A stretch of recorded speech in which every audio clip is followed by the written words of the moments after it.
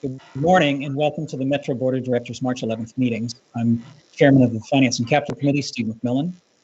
As this is our first public meeting of the day, I'll ask our Chief Safety Officer, Teresa Impastato, to begin with our safety context. Thank you, Mr. Chairman. Sunday, March 14th begins daylight savings time. Moving the clock forward 1 hour in the spring doesn't just affect your schedule, it can throw off your body's internal clock as well. That hour of sleep that's lost can leave you feeling groggy and irritable, but it can also lead to fatigue, which can be dangerous. Studies have found that both heart attacks and fatal car accidents increase after the spring shift to daylight savings time. Adjusting to the time change is different for everyone. For some, they adjust in a couple days. For others, it takes more time. Follow these tips to ensure a smooth change.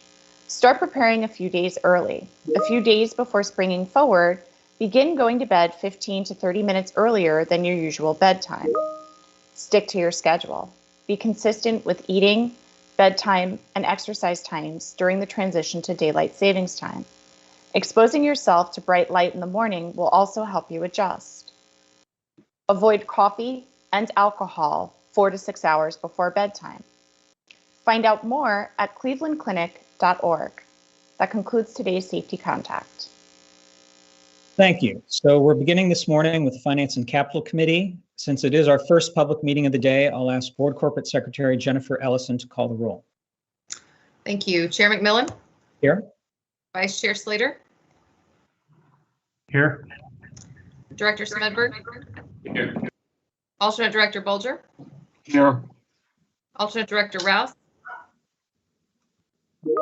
Present. Director Goldman? Present. Director Letourneau? Here. And Director Gadeby Jenkins. Present. Mr. Chairman, you have a quorum. Thank you, Ms. Ellison. For staff presenting today, please remember to introduce yourself with name and title. First order of business is to approve the agenda. If there are no objections, we'll consider the agenda approved with one change. The bond item before us today will be an action item, not information. Are there objections to the agenda as amended? Hearing none, it is approved. Now for the minutes, we have the minutes of our February 25th meeting before us for approval. Are there any objections to the minutes as presented? Hearing none, we will consider the minutes approved as presented. So today's meeting, as I said, has one action item on the agenda, a presentation on Metro's plans to issue up to $872 million in bonds to finance a portion of the capital program. This is an update to the action the committee took last month on this subject. However, before we begin today's presentation, I wanted to note the recent approval by Congress of a third round of COVID-related assistance. Our understanding is that the bill will provide transit providers in the Metro DC region with about $1.4 billion in addition to amounts received in the first two COVID bills. While the portion of that funding that will come to Metro is still under review, it is likely Metro will be able to avoid service cuts in January 2022 that are part of the current proposed budget. The board will consider a revised budget in April that takes this new funding into consideration. Again, as a reminder for presenters, please introduce yourself before you begin. And participants, please mute your microphones when you're not speaking to cut down the background noise. With that, I will turn the floor over to Mr. Anasika and his team to begin today's presentation. Good morning, Mr. Chairman and members of the committee.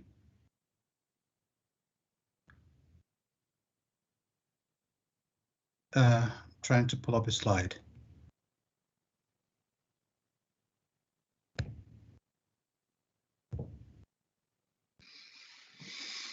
Can you see my content, sir? Can you see the screen? Yes. Yes, you can. Title slide. Thank you very much. Good morning again. My name is Dennis Anosike, Chief Financial Officer for Metro. Our goal today is to review Metro's capital funding needs and debt financing options, which are designed to get Metro's system to a state of good repair. As background, the Washington region approved dedicated revenue for Metro in 2018 to help Metro address unfunded capital needs. As this table shows, the District of Columbia, along with the state of Maryland and the Commonwealth of Virginia, provide $500 million annually to Metro to enable Metro leverage that for debt service, except for a small slice of funds from the Commonwealth. The committee saw this slide last month, which shows Metro's proposed 6-year capital improvement program, which totals $13.6 billion and including $1.2 billion in debt service over the timeline. What we typically do is that we layer in available funding from Metro's traditional capital funding sources to determine whether any funding gaps exist that need to be supported with debt.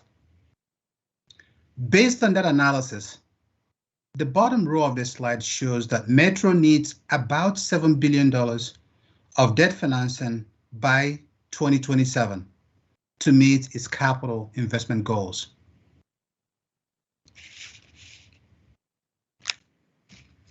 As the chairman indicated, this slide shows estimated debt financing for fiscal year 2021 and 2022 based on approved capital and proposed, both an approved capital for FY21 and the proposed capital budget for FY22.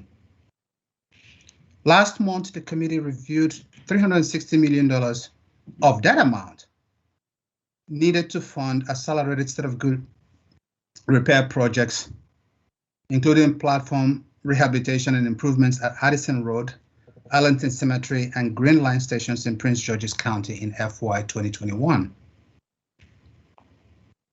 The FY 2022 capital budget also programs over $1 billion to support ongoing capital projects.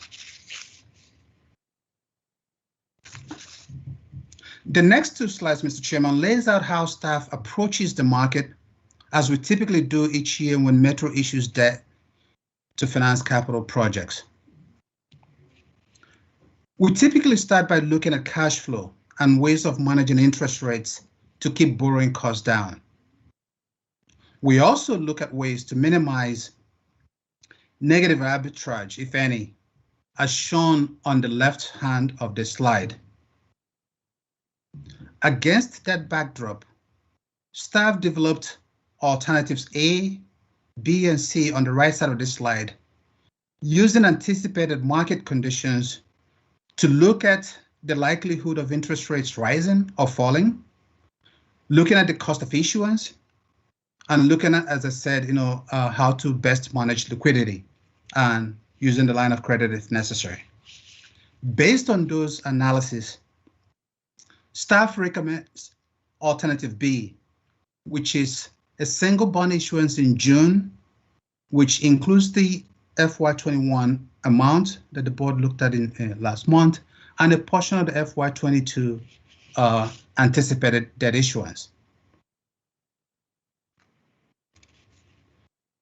Staff also scans the market for credit options, whether they're lines of credit, private placements, or bonds that can enable Metro to optimize its capital structure in line with Metro's debt policy. The goal in doing that is to make sure that we are reducing costs as much as possible and being prudent managers of Metro's financial affairs.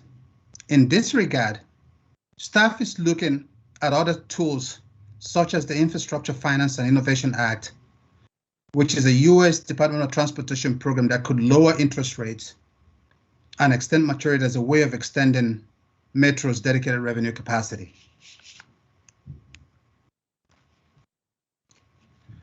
This slide shows municipal yields remain relatively low. The red line shows current yields, which is the interest rate that a borrower would pay based on 10-year treasuries. The yellow line on the graph shows the average interest rates that Metro paid on its inaugural dedicated revenue bond issue. Based on Metro's credit ratings, staff expects that the new bonds will price a few basis points off of the 10-year municipal market curve.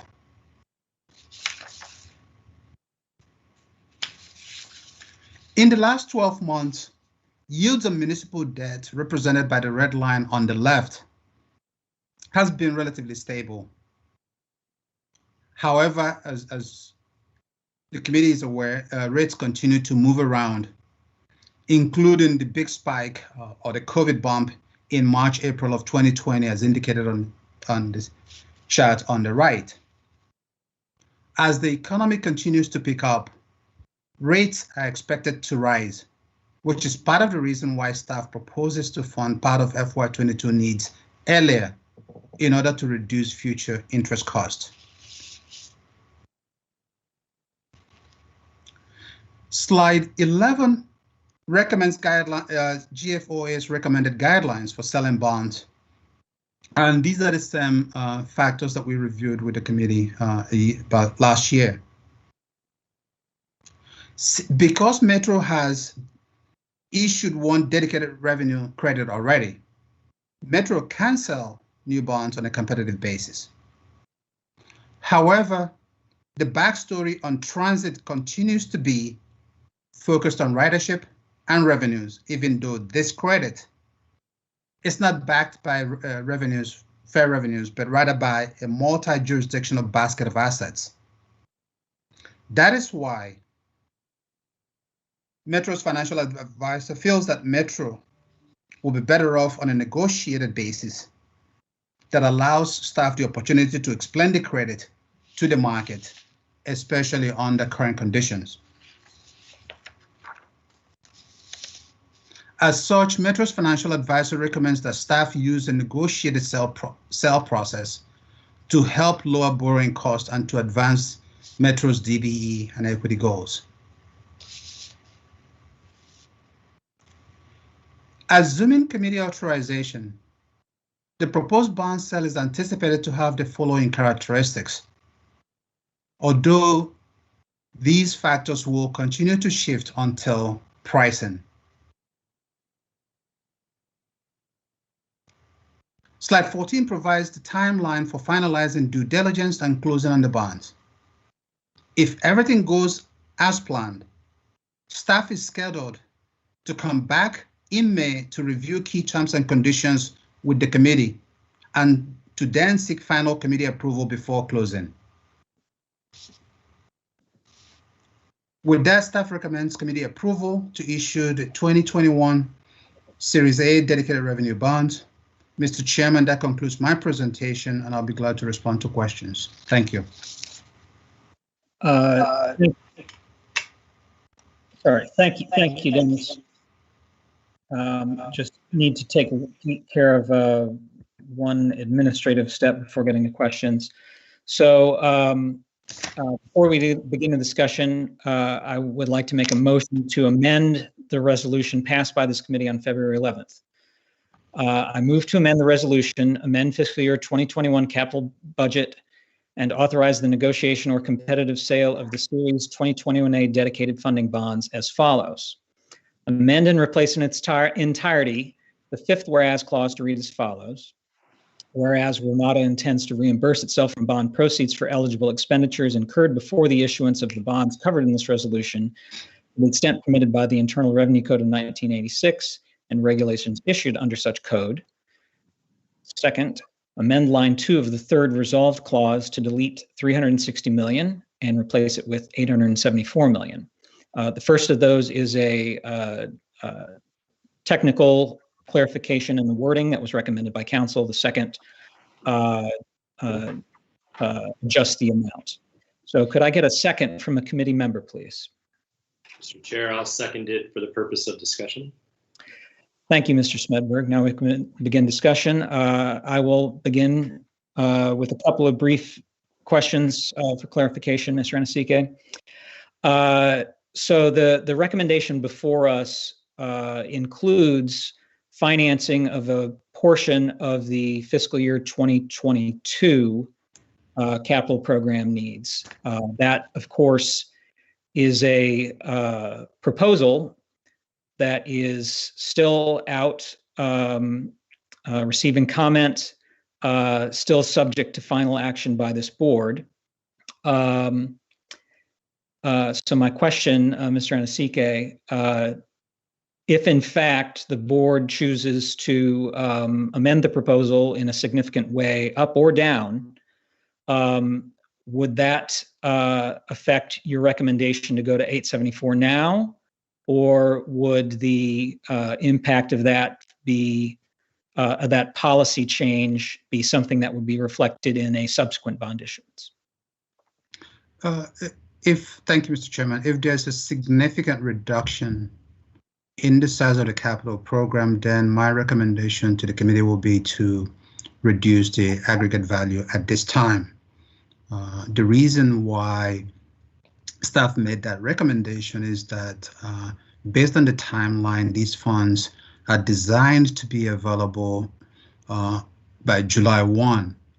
And so based on the cash flow that we have now, if the expectation is that that cash flow will not be significantly depleted by then there will be no reason at this time to go to market based on FY22 needs. Okay. Now, the authorization as it's worded here in the proposal is an up to figure. So if in fact before May, the conclusion was that something less than 874 was required, presumably that lower number is what you would bring back to the board? That's accurate. Okay. All I'm trying to establish here is that the board has a policy decision to make on final approval of the FY22 capital budget. And just want to make clear that we're not foreclosing our options when we turn to that next month. Second thing I want to get you to clarify, if we did not approve the 874 figure here and you simply went to the markets in June to meet the FY21 requirement, when do you think you would need to come back to the board and go back to the markets for the first tranche of the FY22 borrowing requirement? Again, depending on the size of the FY22 capital budget, our initial estimate is that— Assume the proposed budget is approved for the purposes of the question. Our initial estimate is that staff will need to go to market around September of this year in order to sell a second tranche focused on FY 2022. Okay, so if we did not approve the amendment today, allowing you to go to the market in June for that amount, roughly 3 months later, we would be going through this process for that $514 million. That's correct. Okay, thank you for those clarifications. And I do support the action. Obviously, I proposed the amendment, but we'll go on first with other members of the committee. Secretary Slater. Good morning. Thank you. Now, I absolutely see value in issuing debt in today's market. The conditions are very favorable, and I certainly understand the backlog of needs that we're trying to address. And really, frankly, I think it's a good strategy to try and address them very quickly, especially with the ridership where it is today. I'm kind of focused a little bit more long-term, kind of want to ensure that WMATA is successful today, but also long-term. Dennis, would you pull up slide 12 for me for a second? Sure.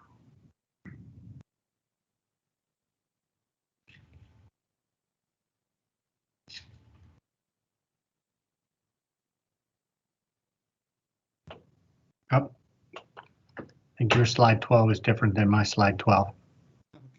Sorry, this? Okay. This one, yes.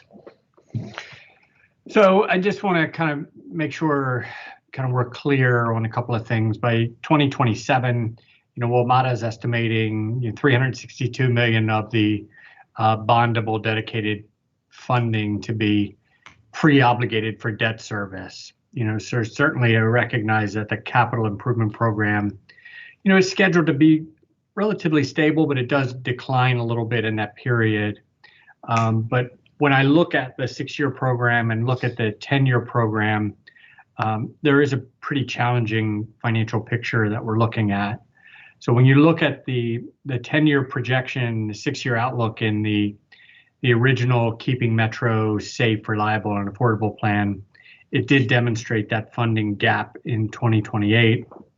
Certainly not being able to plan for PREA beyond 2022 based on that authorization makes long-term planning very challenging with one of our big funding sources. But I can be comfortable with the action today, but I'd like to see an update to those projections in the Keeping Metro Safe table. I'd be happy to kind of share with you the one I'm looking at, but I'd like to see an update of that to give us a better outlook on the long-term picture so that we as a board and region can be aware of that and maybe have a clearer discussion around a clearer, robust kind of debt policy to help us guide some of these decisions in the future when it's presented to the full board. Just kind of have started that discussion and see some of that updated information when it comes to the full board so that we can really be aware of that as we're making those decisions. Thank you, Mr. Secretary. Will do. No further questions. Thank you. Thanks. Next, Chair Smedberg. Thank you, Mr. Chair. Well, I agree with Secretary Slater. I think we need to have a little more robust understanding of the outer years here. So would like to see that update as well. Mr. Aniseke, on, let's see, your slide 3, I guess it is, the dedicated revenue credits. This is just a point of information. I believe the non-bondable from the Virginia side is coming in at 42 or 47 million. So we just want to flag that.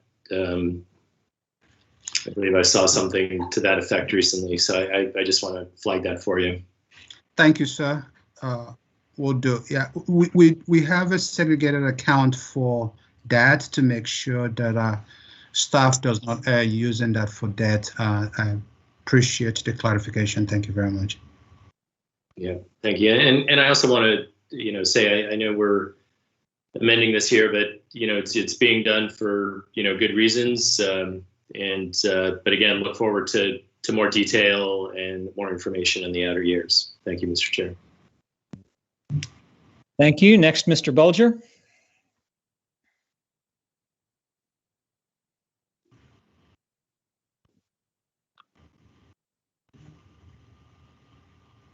Tom, are you muted?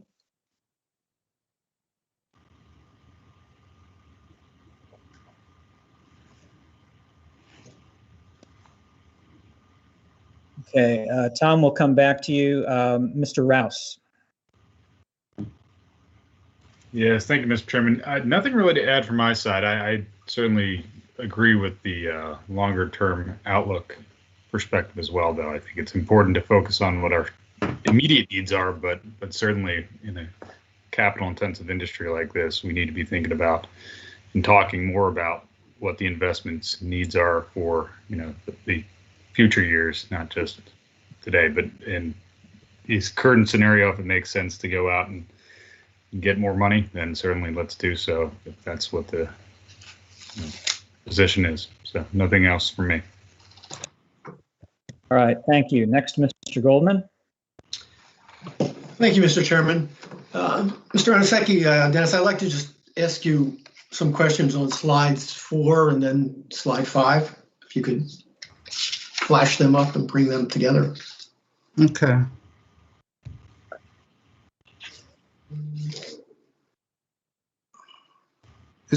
Right, that's okay. So let's start with this one. And the first thing I want to just point out is, as Secretary Slater pointed out, this is showing under the FY 2027 plan that the annual debt service will be 362 million of the 500 million provided in dedicated funding by that year. And so I just want to make sure we're focused on the numbers. So that reflects I believe, as Secretary Slater pointed out, about 75% of what comes in each year at that point will be dedicated to covering debt service. Is that an accurate summary of the situation we will face in 2027? That's correct, Mr. Goldman. Thank you. Now, in the bonds that have been issued so far, are there any provisions in these revenue bonds, any covenants sold to date, that would require WMATA not to exceed a certain percentage of the $500 million received annually from the jurisdictions to cover, debt service payments, sort of a coverage limitation or a reserve limitation? No, what they have, yes and no. What is built into the covenant is a coverage that's essentially subordinates future issuances beyond a certain coverage ratio. So yes, WMATA may still be able to issue debt subject to market conditions in 2028, but those dates, those additional debt will be rated differently because preference and protection will be provided to the ones that are issued earlier, which is part of the reason why staff continues to look for ways to both extend as well as optimize WMATA's capital structure. So do I understand you correctly then that there is sort of a 75% coverage limitation such that any debt issued in fiscal year 2028 might be subject to different interest rates or different rating standards? That's correct. And so when you talk about wanting to go out in this spring in this 2021A series bonds in the, what is the range, I guess, 850 or whatever that number is, would you expect that there to be any further covenant or coverage ratio attached to those bonds, or is your belief and the belief of WMATA's financial advisors that those bonds can be sold under the existing coverage ratio covenants in the past bonds? So we believe that for FY22, FY21, and FY22, that those will be accommodated under the revenue credits without diminishing the market value or expectations. Obviously, I mean, depending on where the market is in 25 and 26 and 27, those may change. But at this time, we believe that the market and the credit will allow WMATA to meet its near-term expectations in FY22 without additional reductions in credit coverage. Thank you. Okay, so let's just move on to slide 5 now. So you've got a little footnote 1 there that it says that PREA is assumed for 2022, but not in the successive years 23 through 27. So is the proper understanding that meaning that if PREA was continued, there'd be under that federal funds line, there'd be another 150 million under federal funds for FY23 through FY27? Yes, sir. So just by way of example, so the number for FY 2023 would be 483 million. That's correct. Okay. And now, did you make that same adjustment on the local funds line? That is, you've reduced it to not reflect the local 150 match that would be that would go along with PREA funding at the federal level.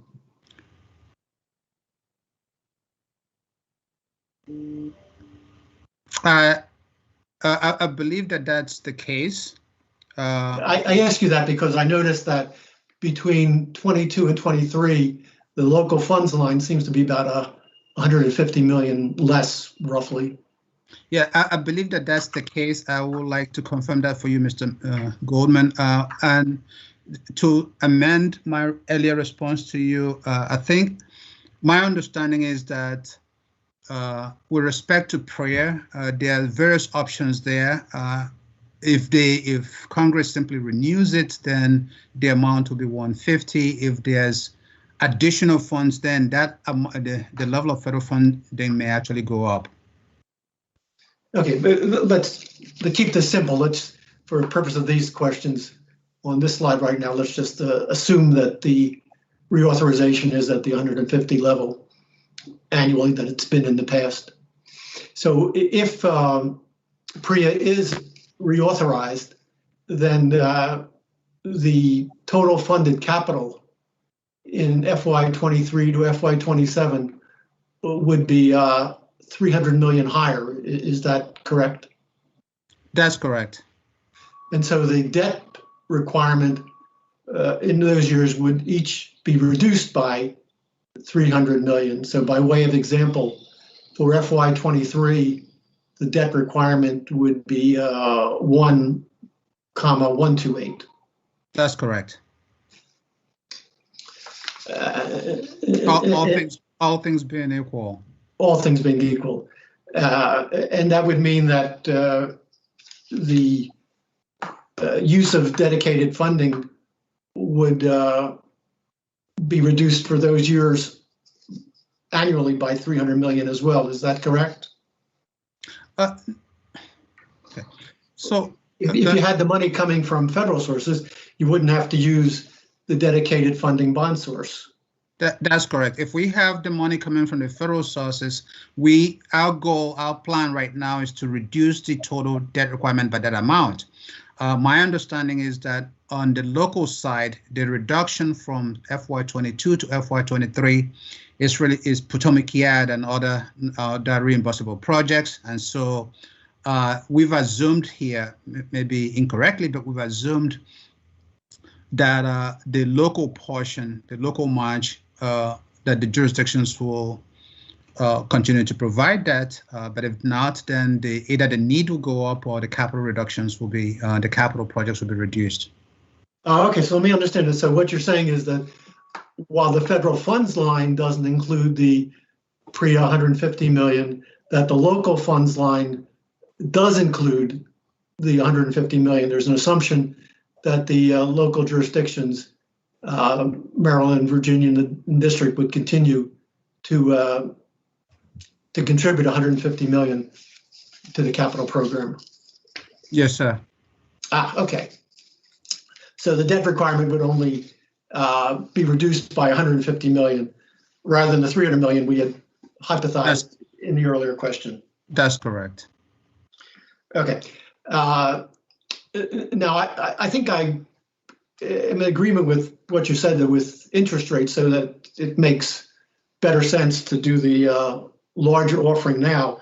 But I think what you stated is that you would still have to come back in September to the board for approval for the second tranche of 514 million of debt that you propose to finance using the dedicated funding mechanism. Is that correct?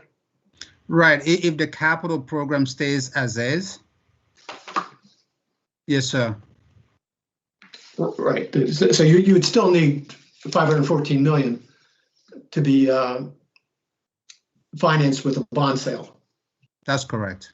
Now, are there other options to the bond sale? I guess what I'm thinking about is your reference to TIFIA in one of your slides, and as you know, we're now probably have another $1 billion that will come out of the COVID relief package that was passed by Congress yesterday and will be signed by the president tomorrow.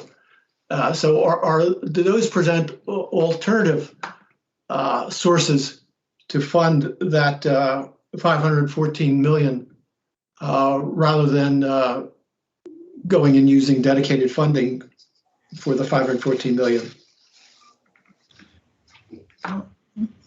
Mr. Goldman, you're right that additional funds is a good thing, and the additional funds that Metro will get as a result of the American Rescue Plan could conceivably be directed towards that goal. I think that given all of the choices on operating and capital, then WMATA needs to decide which way is the most prudent way to use those funds. Correct. And what I'm looking for is some ability for you to present to the board before the September sale.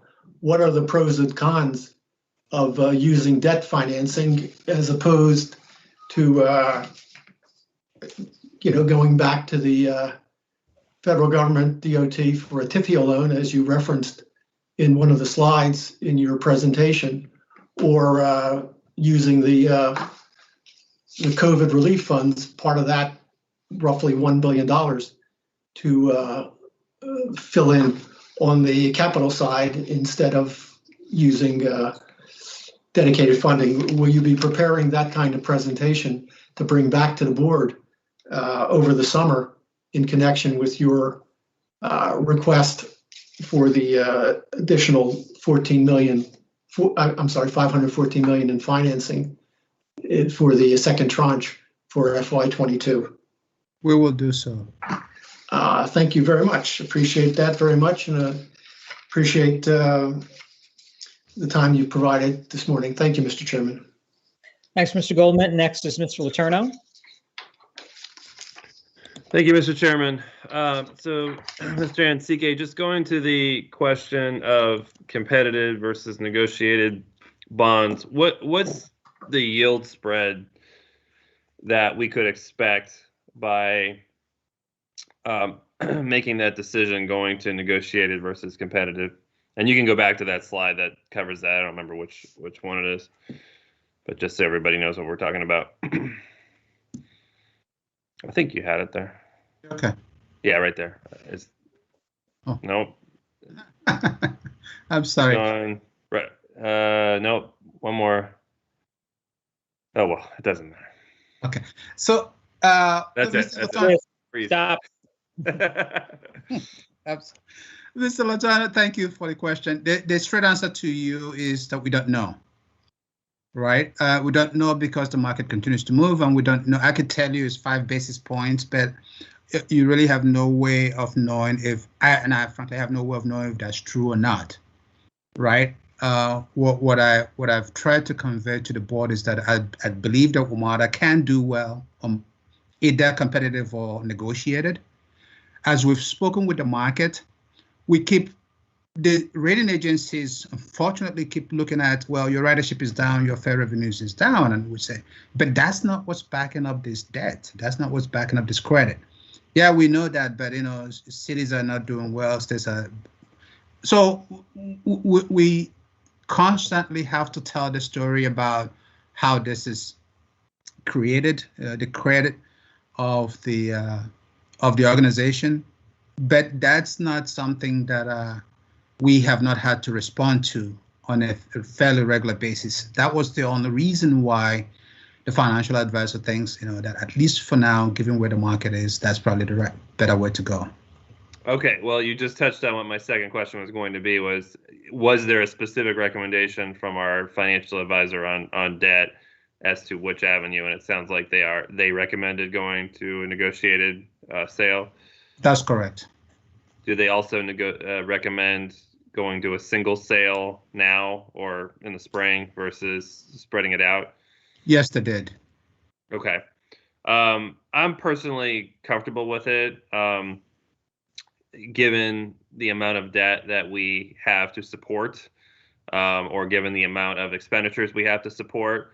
I think regardless of what the board ends up doing with the final adoption of the capital program, we know we are going to have significant capital expenditures that are going to require us to let contracts, and therefore we need money to do that. So I think, you know, in light of the desire to accelerate a lot of these projects, which are safety related, as fast as possible, it makes sense for us to take on as much as the organization can handle from a capital management and construction standpoint. My concern would be pushing so far that we're straining that, you know, because I've learned over the years that there's only so much that you can do if you're going to do it well. So, you know, if the capital team and the general manager and others are satisfied that we have that capability and we have a need and desire to push on the capital program, then this probably just makes more sense from it's a little bit more of a conservative approach, but that's not, you know, necessarily a bad thing given the time that we're in. Like others, I think we need to have a separate conversation about longer term issues here. I think, you know, two specific suggestions would be being able to see on a project basis the multi-year strategy of funding, since many of these projects are not single-year projects. They're, you know, they exist in our capital plan, but we're only showing our 22 plan for how to fund them. And then further discussion of an overall debt policy that governs more how we operate, and, you know, what a safe and good level of debt and what sort of characteristics we'd be looking for on a yearly basis in terms of coverage and other things should exist. And that's something we can discuss outside of this specific discussion. Thank you. Thank you, Mr. Letourneau. Next, Ms. Gideby Jenkins. Thank you for your time, and Mr. Anasike, I thank you for your leadership to date.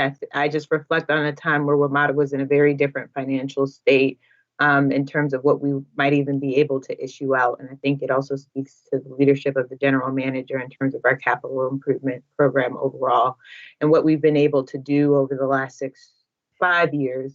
Can we go to slide 6? I appreciate Chairman McMillan's comments as it relates to FY22 and the fact that we are not left to make the final decisions on the numbers right now.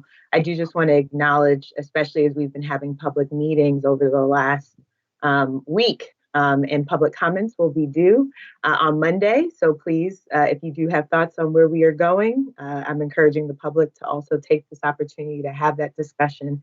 But it does include the capital budget proposals. And while I understand that the final decision for the board will not be made until in 2 weeks after the public comments have closed, I just named the fact that while we're still in the process of a public comment period, and I understand that we can be doing things at the same time or concurrently, especially given the market and what is being changed, that in the most ideal scenario, I would like to see us wait until the public comments have closed and that we've gotten full feedback from our stakeholders across the region before we start issuing debt against our capital budget proposals. However, given the reality and the financial prospect of interest rates potentially rising in the near future, I recognize and understand the importance of being able to roll both processes in, and I will be supportive of a single issuance if we do need to do that over the next couple of weeks.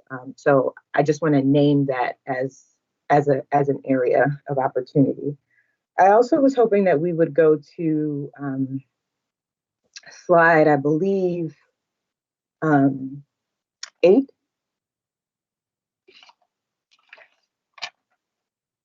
I'm sorry, it's slide 5. Secretary Slater's comments. I want to align myself with Secretary Slater's comments in terms of us being able to really think through our outlook. I also know that as a new board member, we've come a long way in terms of our ability to even take debt financing on, if not by the work of the general manager and many members of this board, we wouldn't even be in a place to be addressing our capital needs in this way. But we did know that this was a short-term outlook process. I want to name the fact that as a region, we fully understood that we were never going to fully be able to fund all of our capital needs in the ways in which we have to date, and that the money would run out. I think it is my understanding that the district had proposed some sort of half a penny sales tax to really start us thinking about how we continue to extend and leverage the capital or the debt that we may be able to take on to at least 20 years. I also know that there were other proposals in being able to even index this resource and capital to inflation. And so as we start to think about overall what is the long-term visionary space that we want to move this transit system to, especially during this time of COVID, especially understanding that travel behaviors are going to be changing, I think it's important as a region that we start to really think about how we finance, how we fund some of the more innovative projects that we might want to see, how we continue to think about the continued funding that we need.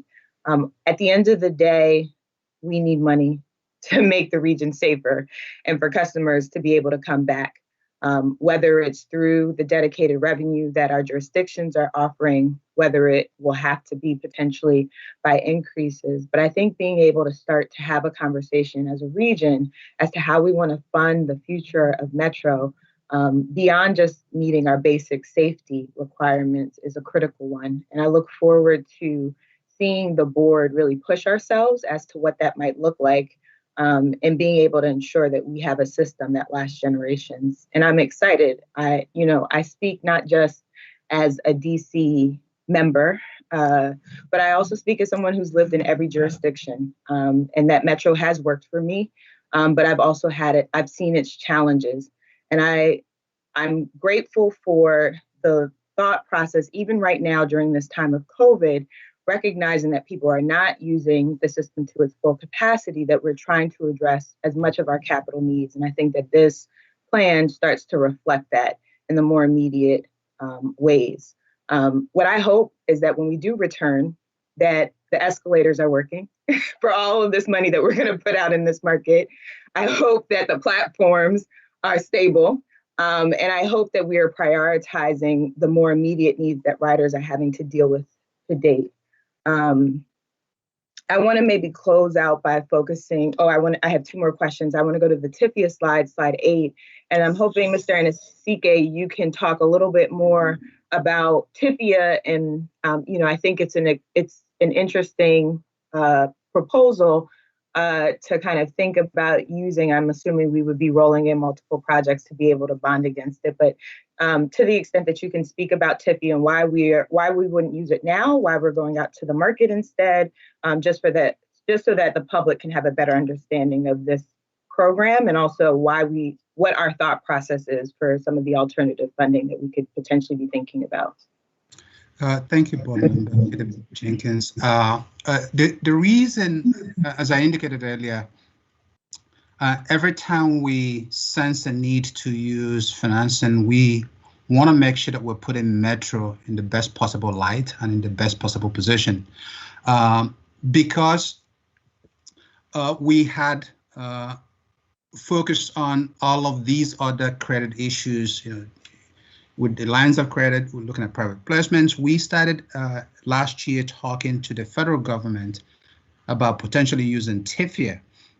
And as you know, it takes a long time to educate them on what we're trying to do, to understand the project details from our side, and to get clarity from them in terms of their willingness to participate in this particular exercise. So at this point, based on the conversations we've had with them, they've indicated some interest in some projects that they're willing to support. So what we want to do is, go through the details with the general manager, make sure staff can execute on those projects, and then come back to the board for the necessary authorizations to do so. We continue to view TIFIA as a compelling proposition because it will certainly offer us lower interest rate, especially as Mr. Goldman pointed out, in the later stages of the capital program when the market interest rates are going to be much, much higher. So as we go through the annual debt issuance or the annual capital projects, we are trying to figure out, where is the best position to slot in these types of programs to make sure that we are, quote unquote, maximizing Metro's capacity, but also minimizing its cost. And so I hope, based on where we are, that we'll be coming to the board soon to have a broader conversation about TIFIA and how best to deploy that in Metro's financing portfolio. Right. Okay, thank you. And then can you also go to slide 11, where you talk about the difference between the negotiated versus competitive? One of the things that I'm hoping as a board we also consider is our transit equity goals that we've been advocating for since this summer, but really overall. And I think one of the things that I see as an opportunity in being able to move forward with a negotiated bond sale is the notion of being able to ensure that we have greater diversity in the underwriting teams and some of the MWBE firms that may be available, which is one of the goals that we have set forth. You know, taking back myself to my municipal days, I understand that a GO bond or a general operating bond is typically what folks would use a competitive bond sale for. But I think given the complexity of Metro, I think given our commitment on many of the issues that we've raised to date, particularly on some of the social policies, to the extent that we will make a commitment on the negotiated bond sales to ensure that we have a greater diversity of participation in the process from our financial, both advisors, but also those who will be doing the sales. I think it just speaks to our greater commitment of the work that we've been stating to date. So it's my hope that as we think about our bond sale strategy, that we will lead with the recommendation of a negotiated bond sale that advances multiple benefits that we've been advocating for to date as part of our discussion.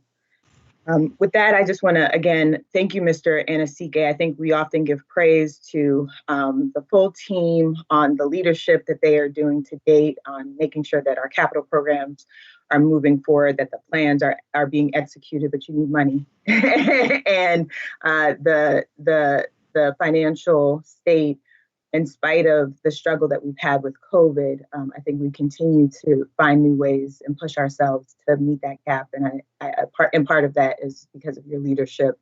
So I just want to thank you for the work that you've done to date to get us to where we are. Thank you. All right, thank you, Stephanie. Mr. Bulger, give you one more shot here. Thank you, Mr. Chairman. Dennis, could we go back to the TIFIA question that Stephanie raised? Could you be more concrete about what types of projects US DOT might participate in under a TIFIA arrangement? Yes, Mr. Bulger. Typically, the federal government wants to participate in really visible projects, right? So as Tom and the other WMATA folks have constructed the capital program, we are going through that to figure out, what are those visible projects, whether it's station rehabilitation, whether it's specific purchases, whether it's the heavy rail maintenance facility. Our goal, which is part of the reason why this is taking so long, is we would really like to have a basket of projects, right? Since TIFIA only funds 33% of project costs. So if you have a basket of projects, it gives the organization the flexibility to mix and match. But that's something that we are negotiating with them. But our focus, based on TIFIA's original direction, will be to focus on high intensity and high cost projects within the capital program that have already been approved by the board, so that the only question left is the funding strategy and the implementation timeline for the projects. Well, if Fairfax County can get a TIFIA loan for a garage, okay, on the Silver Line, which they got, I'm sure we can come up with a basket of high-profile projects that would be of interest to TIFIA managers at US DOT. You're absolutely right.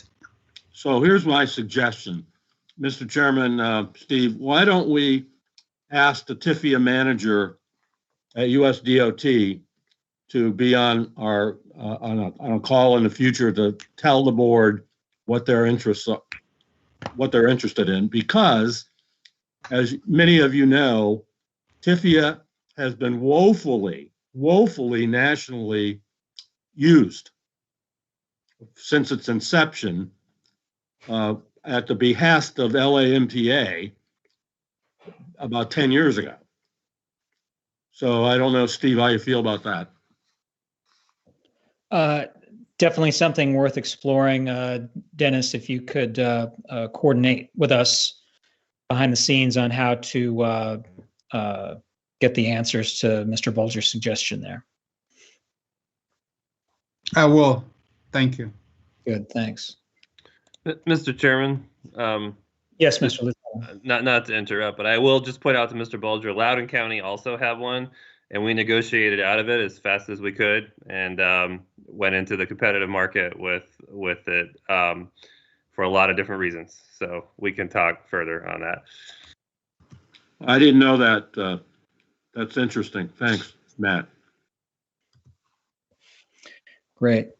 Okay, then, with that, I will close out discussion on this item and ask the board corporate secretary to administer a roll call vote.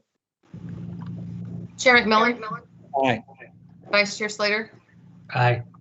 Mr. Smedberg? Aye. And Mr. Bulger? Aye. The motion passes. Thank you. With no further business to come before the committee, we stand adjourned, and I will turn the floor over to Mr. Goldman to begin today's Safety and Operations Committee meeting. Thank you very much. Ms. Corporate Secretary, shall we proceed with the Safety and Operations Committee meeting at this time? Yes, sir. Thank you. All right. Good morning and welcome to today's Safety and Operations Committee meeting. I'm Michael Goldman, chair of the committee. Thanks for joining us. We have today's agenda before us. If there are no objections, I'd like to move to approve the agenda as presented. Are there any objections? Hearing none and seeing no hands raised, the agenda is approved. We also have minutes from our last meeting before us for approval. I trust the committee has had an opportunity to review the minutes from our February 11th meeting. Unless there are objections, we'll consider the meetings as well, approved as presented. Are there any objections? Not hearing any, not seeing any hands raised. We'll consider the minutes approved. We have two items on our agenda today, and both are informational updates. First, the committee will receive a report on Metro's performance during the first two quarters of fiscal year 2022. That's July through December of 2021, which was postponed from our last Safety and Operations Committee meeting in February. Since operations during this period were impacted by the ongoing pandemic, some targets were adjusted where applicable. Next, the committee will receive its regular update on the progress of phase 2 of the Silver Line, including further updates to issues presented last month. We'll also hear about the impact of last week's schedule news from MWA, that's the Metropolitan Washington Airports Authority, on when they forecast a completion date and the turnover of the Silver Line Phase 2 project to WMATA. So first we'll hear from the Chief Operating Officer, Mr. Joseph Leader, and his team for our first item. Mr. Leader.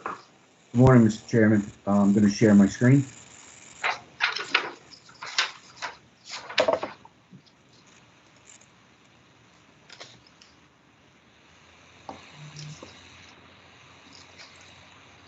Can you see my screen? I can. Okay, thank you. Metro has publicly reported performance for key operational measures since 2010. In FY21, Metro will provide the board with semi-annual reports on our performance against targets set for safety and service reliability key performance indicators. This is the report for the first half of FY21, covering the period from July to December of 2020. So cumulative performance results are presented here through the second quarter of FY21. The KPIs in this report evaluate how well Metro is delivering our mission to provide safe, equitable, reliable, and cost-effective public transit and meeting the standards the board has set for safety and service. The KPIs follow industry standard and align to the safety performance measures established in the Federal Transit Administration's National Public Transportation Safety Plan. Throughout the presentation, I will highlight how the pandemic has impacted performance on these KPIs. Within Metro, this data is used on an ongoing basis to inform decision-making. Within operations, these measures are actively tracked by staff through a series of stat performance review meetings that encourage data-driven analysis and decision-making. We will come back to you again in August of 2021 with a final report for FY21. Target setting was especially hard this year. The pandemic has impacted performance on almost all KPIs, and I will describe this impact throughout my presentation. Significant uncertainty about how long the pandemic would last, our ridership levels, our budget, and our service levels made it difficult to establish baselines and performance bands.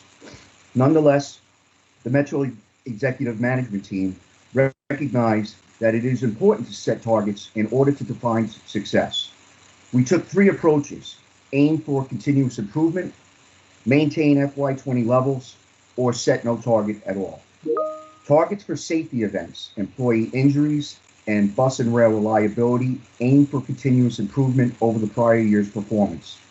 Our measures for safety events include both major and minor incidents, from minor collisions in rail yards that occur when rail cars touch each other during uncoupling, to a major incident on the main line involving revenue trains.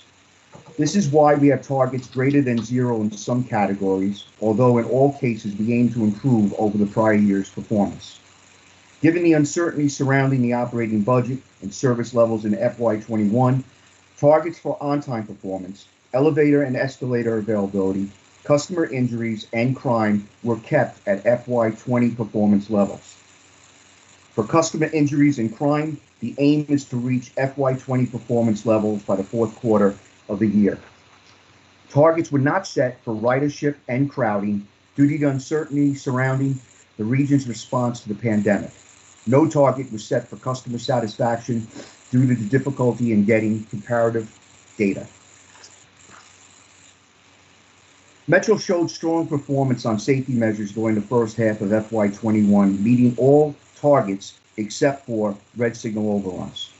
The targets that are counts are scaled to the first 6 months of this financial year.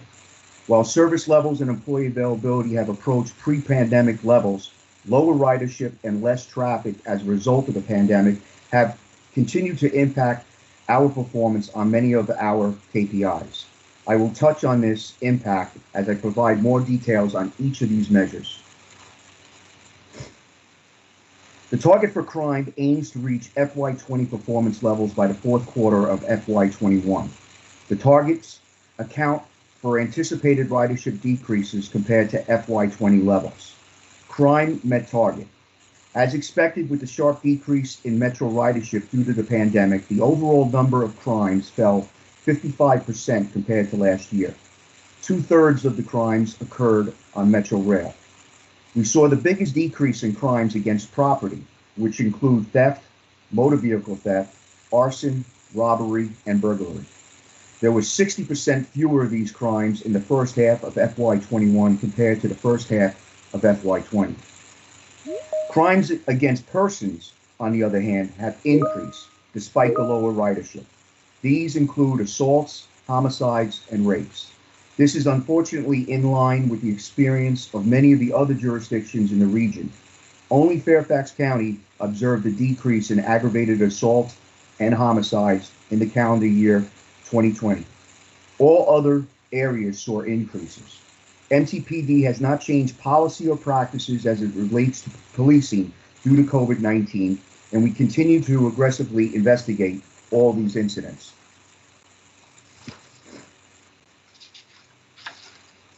The targets for customer injuries aim to reach FY20 performance levels by the fourth quarter of FY21. The target accounts for anticipated ridership decreases compared to FY20 levels.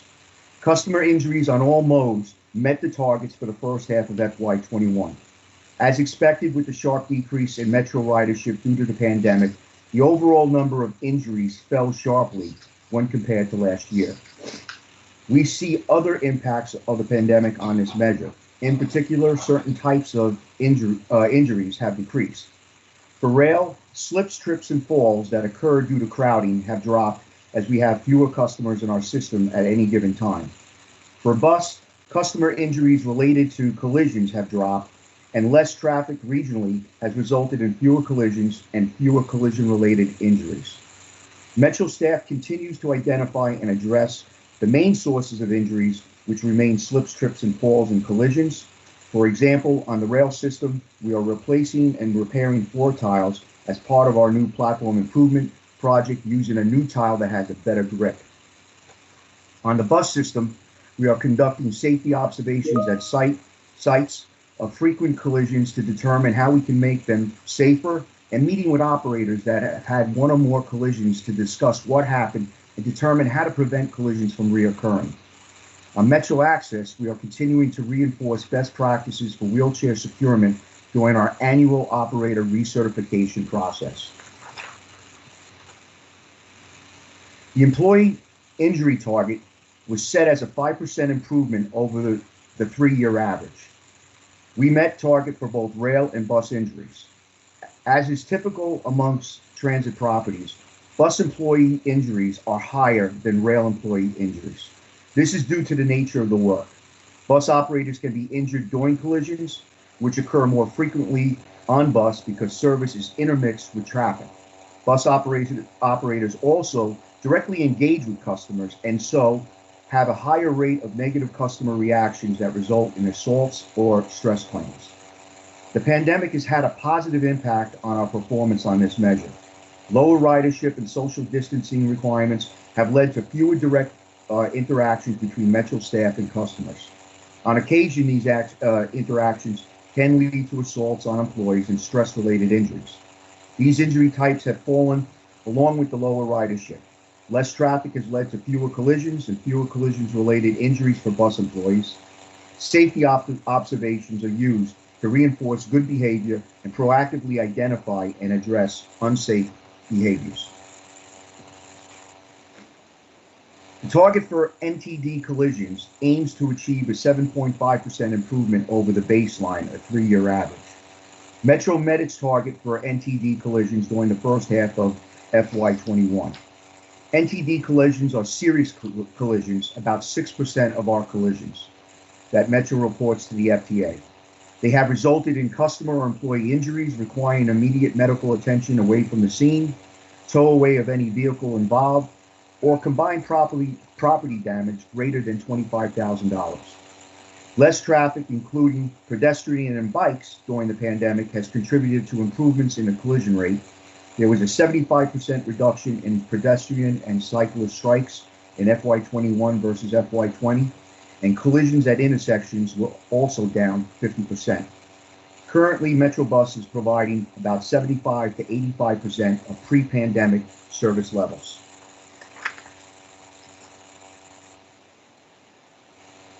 Targets for rail safety events that we report to the FTA were set to improve from the FY20 baseline. These targets, as shown in the graph, are for the first 6 months of FY21. We have seen a huge improvement in rail safety events in the first half of FY21, with 50% fewer collisions and fires than target. The pandemic is not solely driven by better performance. These improvements hold even when we account for lower service levels. When scaled to revenue miles, we see a 32% decrease in the rate of derailments, a 46% decrease in the rate of collisions, and a 47% decrease in the rate of fires. In terms of signal overruns, in the first 6 months of FY21, we incurred 10 incidents, which is one more than the same period in FY20. The main root causes of these incidents are operator error, failure to follow procedures, and miscommunication, with the majority of these incidents involving moving a train without speed commands. Of the 10 signal overruns, 4 occurred on the main line and 6 occurred in yards. In regards to actions taken to date, each incident is investigated by SAFE and Rail, and discipline and refresher training is provided. Only one operator has been a repeat offender, and the department is working with labor to disqualify this employee from the train operator title. In November of 2019, Archer, in conjunction with SAFE in our training department, developed a safety stand-down that covered policies and procedures regarding proper communication, as well as reviewing our radio policy requiring 100% repeat back communications, moving trains without speed commands, and reviewing all signal overruns. During the second quarters of FY20, Archer in our training department developed a computer-based training reviewing policies and procedures surrounding moving a train without speed commands. All train operators and supervisors have completed this training. In December 2020, SAFE, working in conjunction with Archer, developed a SAFE campaign to develop a trifle that speak towards red signal overruns. And in regards to other actions taken, we have designed, tested, and installed a new software upgrade for stop and proceed to our 7000 series trains. We are currently working to upgrade software on the legacy fleet, completing installation of stop and proceed on the 6000 series by April of 2021, and followed by the 2000 and 3000 series trains by September of 2021. Finally, it should be noted that throughout the year, supervisors are required to perform procedural reviews with their operators, ensuring that they understand policies and procedures, especially recent NTOs sent to the field. Since November 2020, all operators have met with their supervisor, reviewing red signal and zero command procedures. Also conducted are observations by Rail's QA/QC unit, and since September of 2020, we have included in their audit schedule the review of red signal and zero speed command scenarios. While operating in manual mode, with automatic train protection, the four mainline events all occurred at low speeds, under 15 miles per hour, as trains were either entering or leaving stations. Each incident determined the operator moved their train without speed commands. All operators had less than 1 year experience. No injuries occurred in any of these events. 3 did not result in any damage to Ramada equipment. However, the event in July 2020 at Silver Springs was more serious and resulted in a derailment, the first one on the main line in 18 months. Metro is taking these events very seriously. We have already implemented corrective actions, including safety stand-downs, computer-based refresher training, software upgrades to our rail cars to ensure stop and proceed, and released a red signal overrun safety advisory. However, we are not done reversing this trend, and we will continue to work reviewing policy and procedures with operators, rethink our training methods, and creating non-normal operating conditions through simulators to ensure our operators remember their training. Here are some of the actions we are taking to address signal overruns. In March of this year, Metro will install our first 4 training simulators and 1 instructor's desk at CTF. These simulators will allow us to train operators to the worst case scenario and help combat complacency by ensuring train operators can operate during non-normal scenarios. This is the only way to ensure the training an operator received is understood and becomes second nature to an operator. Following the delivery of the first 4 simulators and 1 instructor's desk, 16 more simulators and 4 additional instructor's desks will be delivered and installed throughout this calendar year and will be completed by December of 2021. Metro is also conducting research with over 40 of the world's largest rail systems to identify additional engineering solutions that can be implemented to further prevent red signal overruns when operating in manual mode. We are continuing our system-wide survey of all signals, and to date we are 52% complete, and we believe we will be completed with this survey by April of this year. We will also pilot a campaign for operators to call out signals, a practice in place at other properties aimed to combat complacency. We're calling it Hunt and Call. Finally, we have created a new stand-down, which is ongoing, and 89% of all operators have attended it. Unique to our stand-downs, this will be the first one with a post-exam that the operator must pass before they can resume operating. Metro showed strong performance on quality service measures during the first half of FY21, meeting target for all but bus on-time performance, which was 1 percentage point below target. The My Trip Time target was kept at the FY20 level at 88%.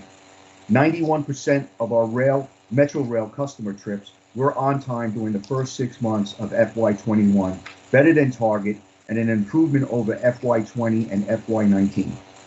Of the 9% of customers who were late, 1% were late due to planned track work, and the remaining 8% were late due to unplanned delays.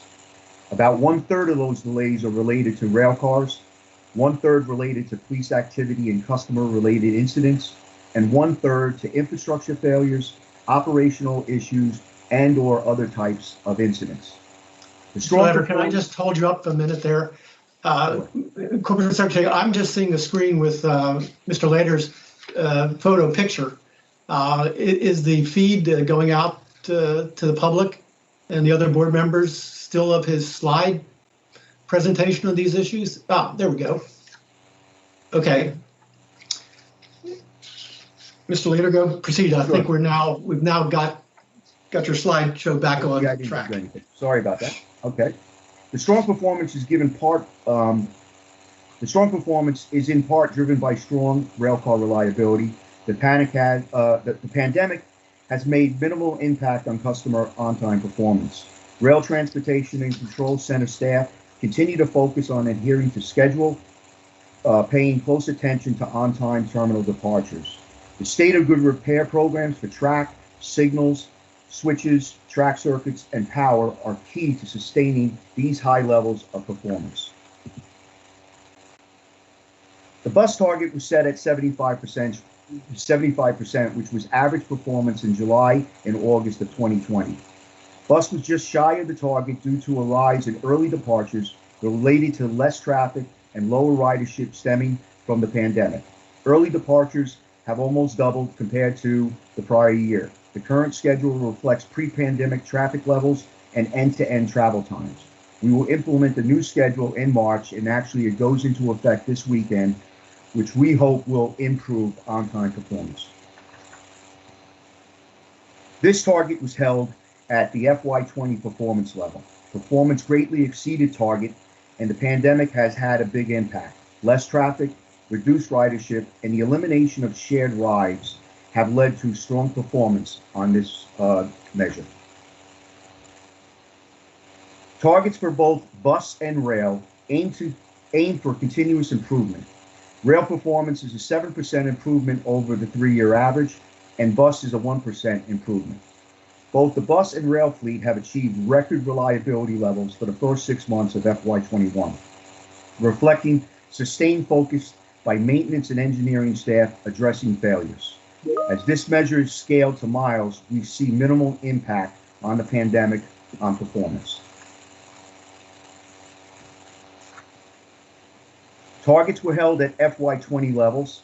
Both elevators and escalators met their targets in FY21 due to fewer unplanned outages resulting from reliability improvements and lower usage. Although the units continue to run 18 hours a day, fewer customers during the pandemic have led to less wear and tear. Staff continues to implement plans to replace and rehab the units, ensuring that they stay in a state of good repair. On the escalator side, we have just added a new escalator to our training lab that will help ensure technicians know how to fix one of our most common asset types. And we are continuing our apprentice program to ensure we retain a sufficient number of skilled staff to quickly address needed repairs and ensure that our system remains accessible to our customers. Available track follows FTA guidance for measuring guideway conditions. The target set reflects Metro's projections for planned and unplanned outages throughout a year. By December, Metro was performing better than projected, with an average of 7.8% of track restricted through the first 6 months of the year. Based on plans set at the end of FY20, Metro expected significantly more guideway to be restricted during this period. We thought we would be up to about 12.1% on average. Performance was better than anticipated due to fewer conditions condition-related restrictions, early completion of capital projects, and adjustment of plans, particularly related to the stalled Purple Line construction. Metro is on track to meet its annual target of no more than 7.9% of track under performance restriction on average. Crowding on bus and rail vehicles is closely monitored by Metro staff. However, staffing levels, fleet size, and the operating budget provide a hard cap on the amount of service that can be provided to meet demand and still enable CDC guidelines for social distancing. As a result, a specific target for a crowding metric has not been set. Metro's focus remains to stay ahead of demand and provide as much service as feasible given budget constraints and employee availability. Rail service levels are currently 80% of pre-pandemic levels, and staff are delivering 80 to 85% of pre-pandemic bus service. In late December, Metro also began publishing real-time information for customers on how crowded their next vehicles are. This is one of the ways we continue to do our part to ensure customers can safely use our system. For rail, Metro Rail service levels during the first half of FY21 have successfully supported social distancing during the pandemic.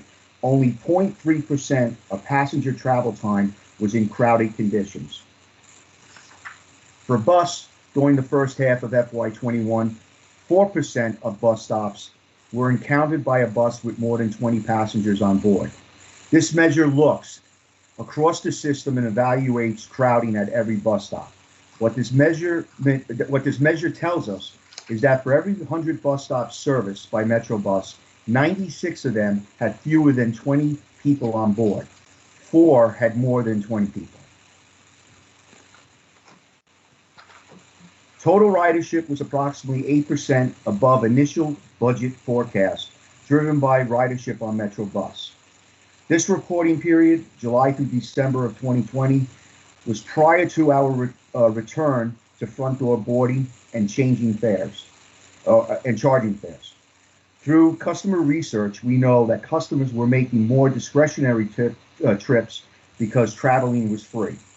Today, Metrobus carries twice as many customers than Metro Rail. So in conclusion, this report shows we are moving in the right direction for everything except red signal overruns. I spoke earlier about the actions we are taking over the last 6 months and moving forward, and we will be implementing even more actions in the coming months. And at this time, I will take any questions.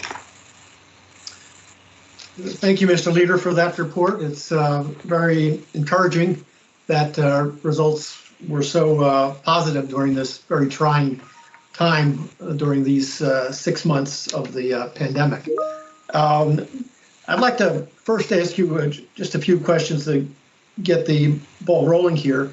And first, if we could go back to slide 4, where we talk about some of the key performance indication targets. There, yeah, safety and security. Let's deal with that.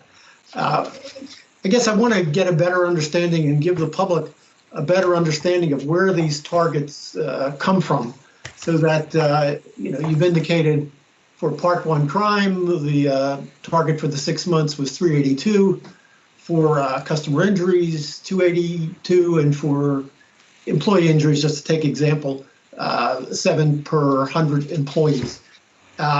So of the targets that are set out on this slide by way of example, are any of these targets that are required under federal law, under FTA regulations? Are any reflective of APTA best practices? That's the Trade Association for Transit Properties nationwide, and which are actually reflective of internal target setting by WMATA based on its own past performance.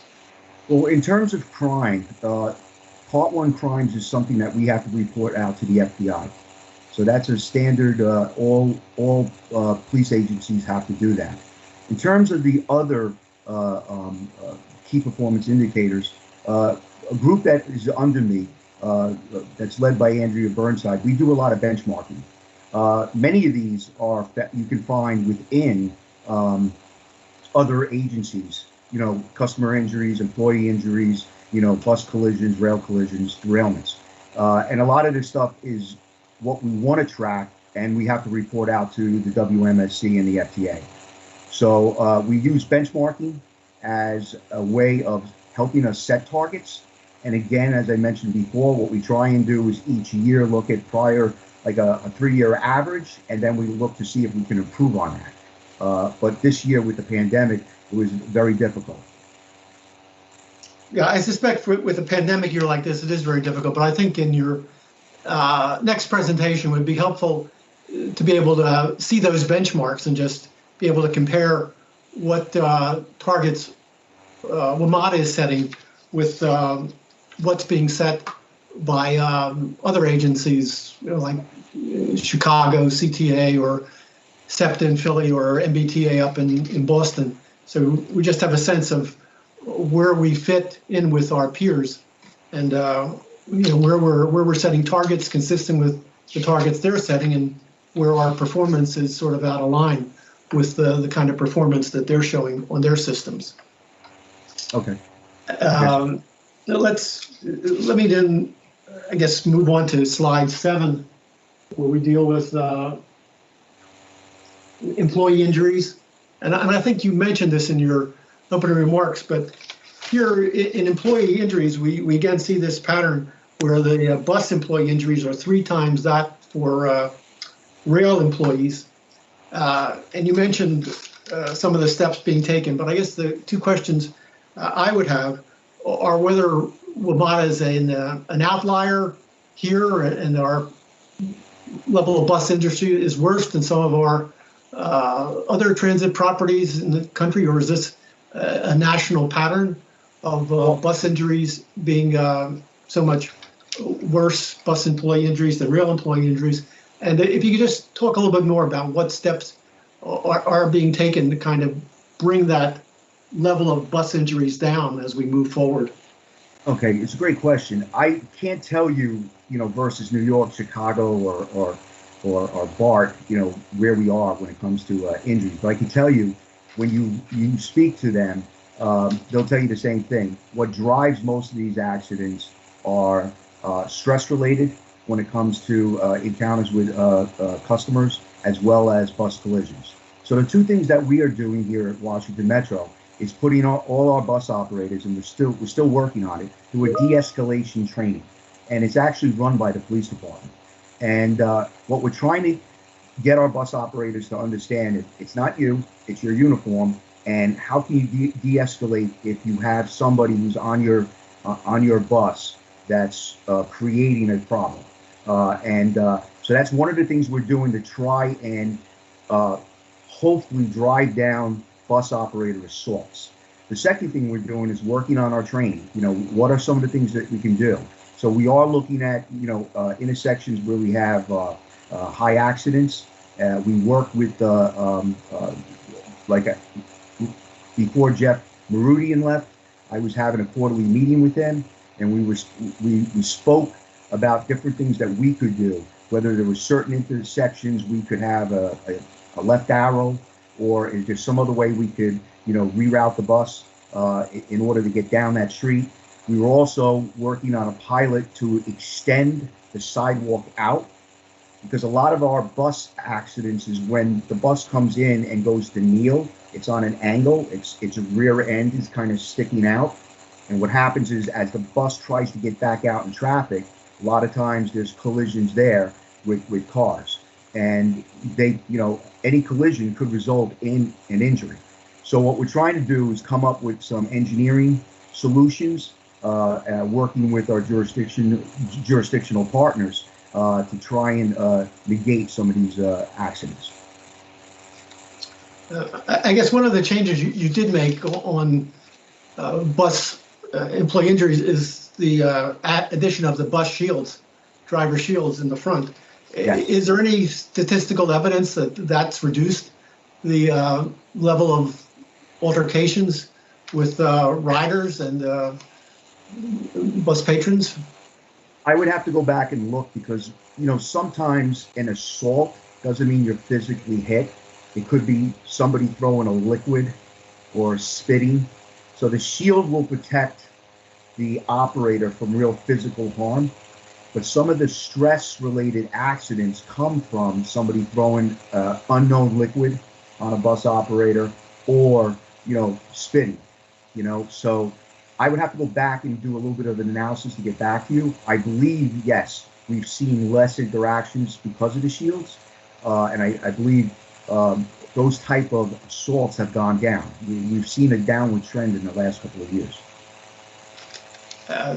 Thank you. And finally, the last area I want to explore is one of my favorites, the red signal overruns on slide 10. And again, I continue to understand why we set targets here that are greater than zero. I would think that we ought to have a zero tolerance policy. And if you run a red signal underground, you've done the same thing as if you ran a red signal above ground in a vehicle. So I would look forward to you're taking a look at that before you come back in December with target setting. But I guess what I do want to ask here is, again, what accounts for the dramatic increase in red signal violations in December of 4? And I think you touched on it a little bit in your initial comments, but perhaps if you could go through that again as to what you found was accounting for this this growth of red signal violations at the end of this reporting period, and whether you have any information whether that kind of high level of red signal violations has continued in the first 2 months of 2021.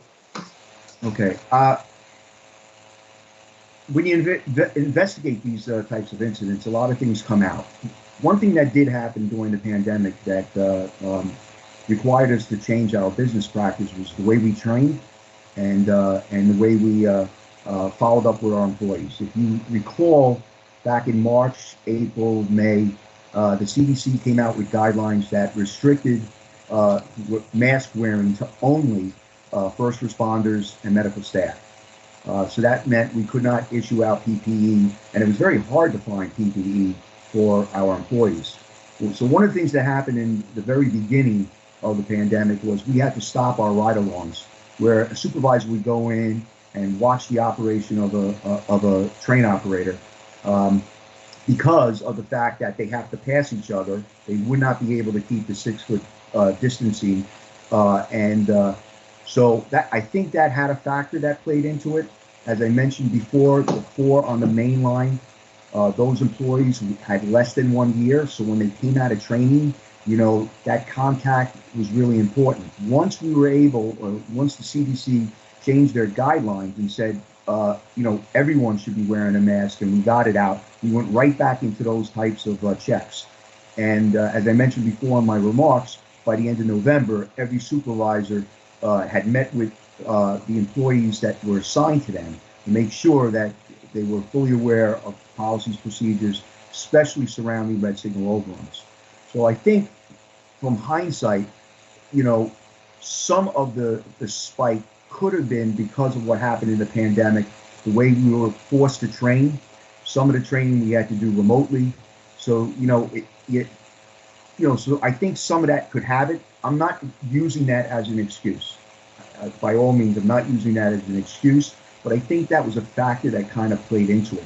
Of the 10, I think 6, including the 4 I just mentioned, I think there were two other employees that had less than 3 years. So we're looking at a very young workforce. That's why I really feel the simulators will be really good as a training tool, so we can bring these operators back in and give them unusual scenarios instead of just going from one end of the line to the next. Pop up with an incident, whatever, and just see how they react to it, because that's going to give us a better indication. Is that employee retaining the training over time, and do we need to put more emphasis in certain part of the training? So I'll say a little bit of inexperience. I think it had a little bit to do with the pandemic, but I think it also, we need to look at, how do we retrain? And I think that's what we need to change up a little. And again, have you had a chance to look at the numbers for January and February? Have we had this continued resurgence in red signal violations, or we sort of put a stop to it? Yeah, there were no red signal violations in January. Thank you. Okay, there's another area I want to explore with you, but I'm going to go through with the other members of the committee and other members of the board and give them a shot at you first. So, Mr. Rouse, you're up. All right, thank you, Mr. Chairman. And yeah, you can keep slide 10 up there, Joe. I think you know that's where I'm going to head to. Sure. And for the sake of time, I'll really probably just touch on two issues here: the red signal, and then also the performance KPIs related to reliability. But I think the discussion that you just had with Mr. Goldman related to employee safety is also an important one, and one that we need to continue, because I think you mentioned some very good observations on the bus side. Rail side, I've never been too pleased with some of the practices, particularly right-of-way protection issues and some of the track access issues. So I think there's a lot of work that still needs to be done there, and I'm sure you're aware of that. Red signals, slide 10 in particular, this is something we've talked about, and as you know, this is probably one of my biggest concerns. We've addressed the rock, we've addressed the infrastructure issues. This is the one we haven't made as much progress on, and we need to. And certainly it's not, this is not something that just happened overnight, and so I respect, from your perspective and Paul's, you've acquired this. This is something that built momentum over years, and we have to try to be vigilant to stamp out all the underlying contributing causes. And so we support you there, right? I'm not here to lay blame on you, certainly, but to Mr. Goldman's point, although there may be practical reasons to have goals above zero, in reality, for a system like this that was designed to be under automatic train operation, really one is unacceptable, right? This isn't a short line with ABS in the middle of nowhere operating at 15 miles an hour. This is supposed to be a high performance, high speed, high frequency system. And so safety, and particularly in terms of the signaling system and operations, and those two together, is critical in achieving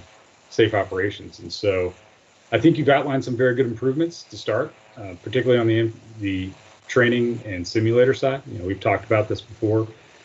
Operating a rail vehicle, unlike even operating a bus, is a very redundant process. It's the same thing every day. Even on high-speed operations, you talk to engineers of high-speed trains, it can be very boring, right? You just set the throttle and go. And most times you don't even see difference in the signals. They're the same every day, every time you make that run.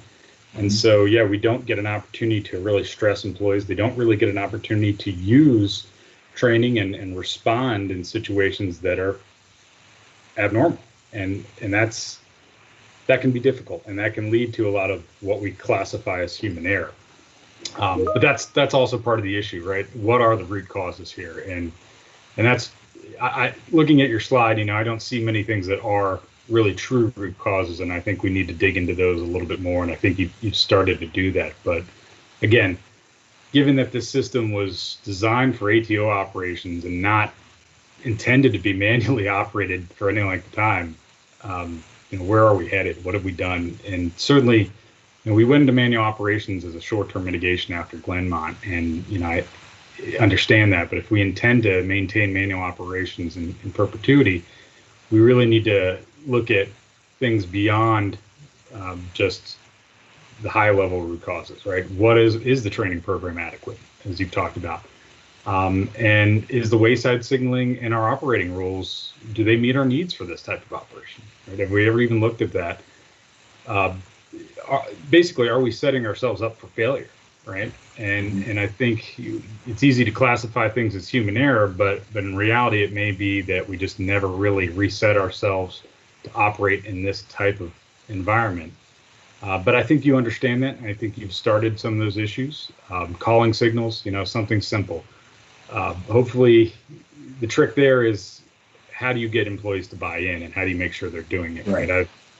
I've been in many a cab, and if you look at the way that type of that activity, if you will, is really intended to function, it's supposed to be something to remind the employee, a mental reminder of the employee of situational awareness. And it only works if they're willing to buy in and do it while they're by themselves in the cab, right? And not when somebody's there with them. And so you look at other operations throughout the world that are very safe, and it's a very dedicated process. They do that no matter who's watching them or if anybody's watching them at all, because they understand that something as simple as that can keep them aware of their situation that they're in, situational awareness, and continue to operate safely. I think it's the right step, but yeah, making sure people are using it appropriately and buying into it is going to be critical there. Same thing with engaging people out of safety stand downs. We always say we had a safety stand down, but did we really achieve anything out of it other than getting a meeting?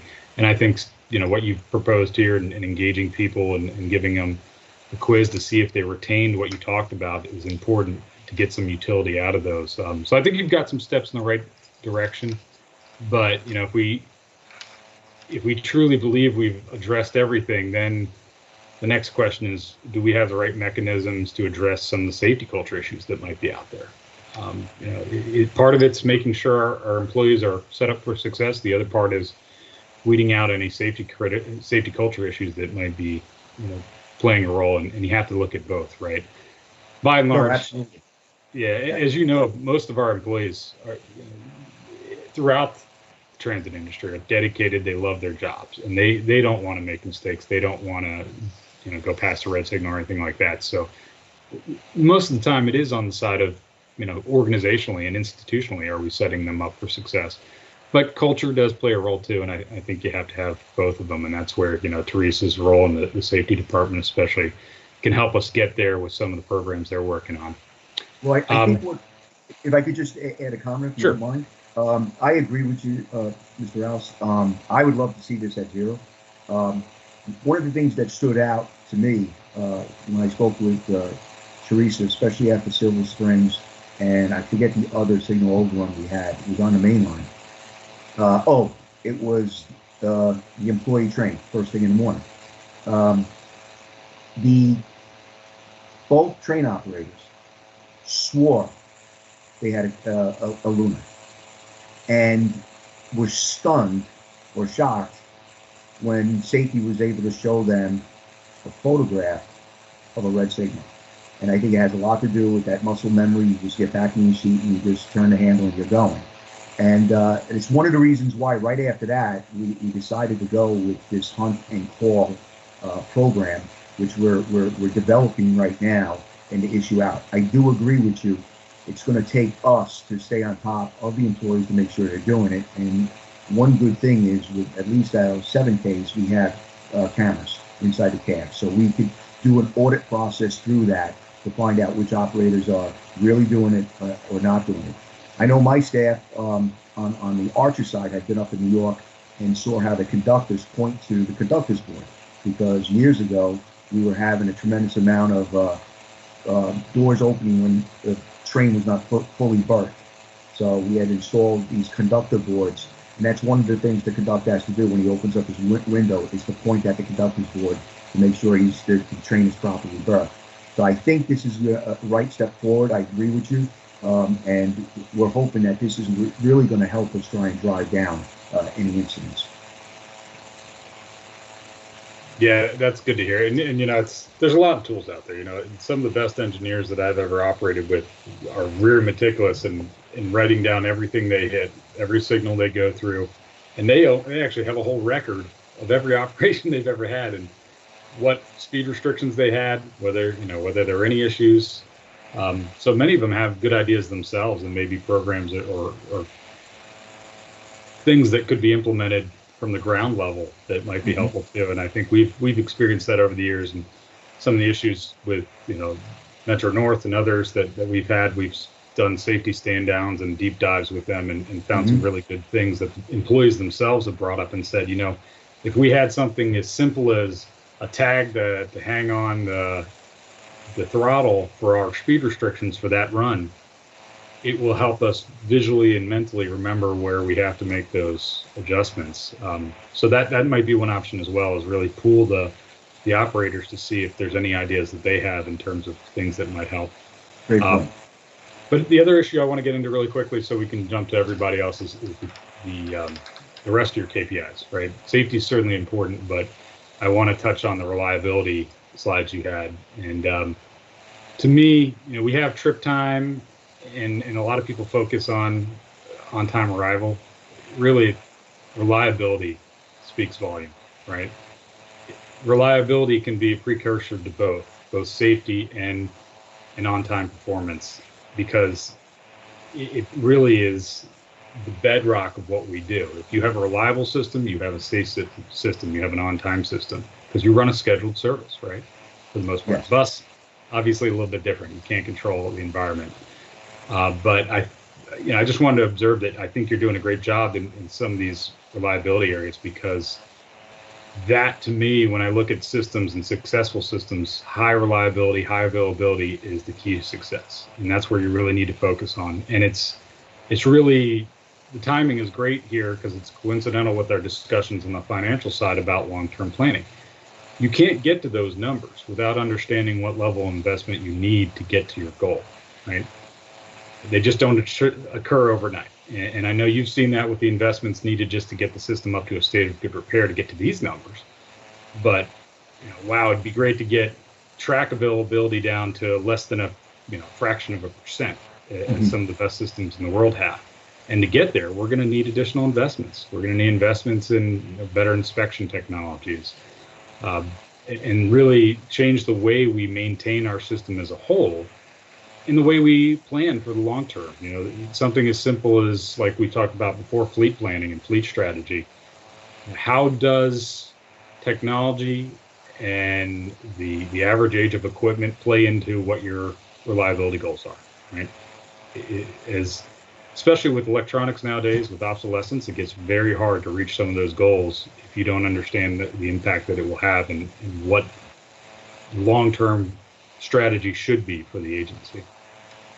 So I think you're doing a good job there. I think this is, to me, when we have discussions on the S&O side of things and how that leads into other discussions like the budget, focusing on reliability goals and what we need to achieve those goals is critical, because we have to make the investments today to see what we want to see in 5 years, 10 years, and 30 years. So keep up the good work in that area, and let's continue to focus on how to make the system as reliable and safe as possible.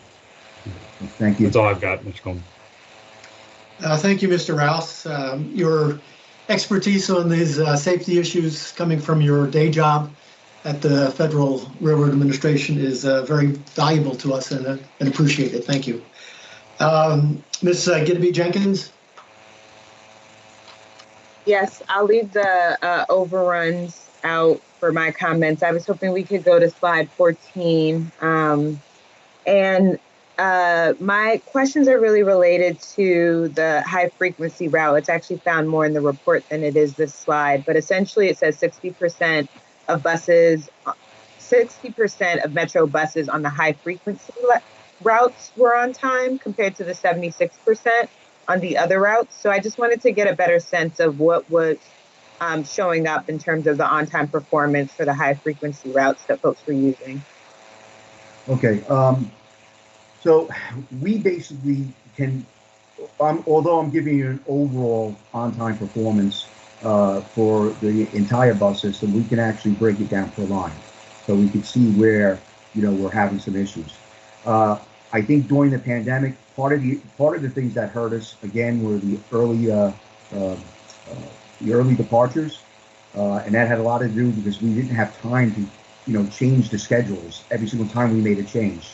It just takes some time, but I could tell you the pick that's going into effect now in March, what basically happened was they had too much running time. And then also early in the pandemic when we had a full bus. Can you hear me? I can still hear you. I was just going to ask Mr. Leary if you could, I think it might help if you just explain what you mean by early departures. I know from our prior conversations that you don't mean early departures from the starting point on the route. but Correct. early departures at certain points en route. Right. So we measure the on-time performance at certain points throughout the route, the route. And what's happening is some of those buses are getting there too early. Now, I can honestly tell you, common sense would say hold the bus. But I can tell you in this day and age, if you hold the bus for a minute or two, that bus operator is going to get slack from the customer because they don't want to be held. They want to go. The other thing that kind of hurt on-time performance was when, in the beginning, especially when we were doing rear door boarding and social distancing was a little tough, if a bus operator saw that I can't pick up any more passengers because nobody's getting off and that bus stop is full, if he bypasses that bus stop, he's again, being thrown off the schedule. So I think overall during this pandemic, that's what you're seeing on some of those heavy lines that some of our bus operators have to pass bus stops. What we've done throughout time is we've learned which are the heavier lines. We've tried to throw additional buses in using the extra board to try and pick up those passengers and move it along. But that really goes against your schedule.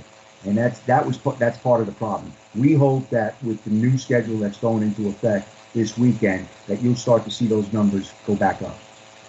Okay, thank you for that. And, it's interesting because I think this week marks 1 year for many folks who were placed on lockdown across the jurisdictions. And so it's been interesting to see as the temperature rises, how many people have been out and about across the district, at least from what I've been able to see.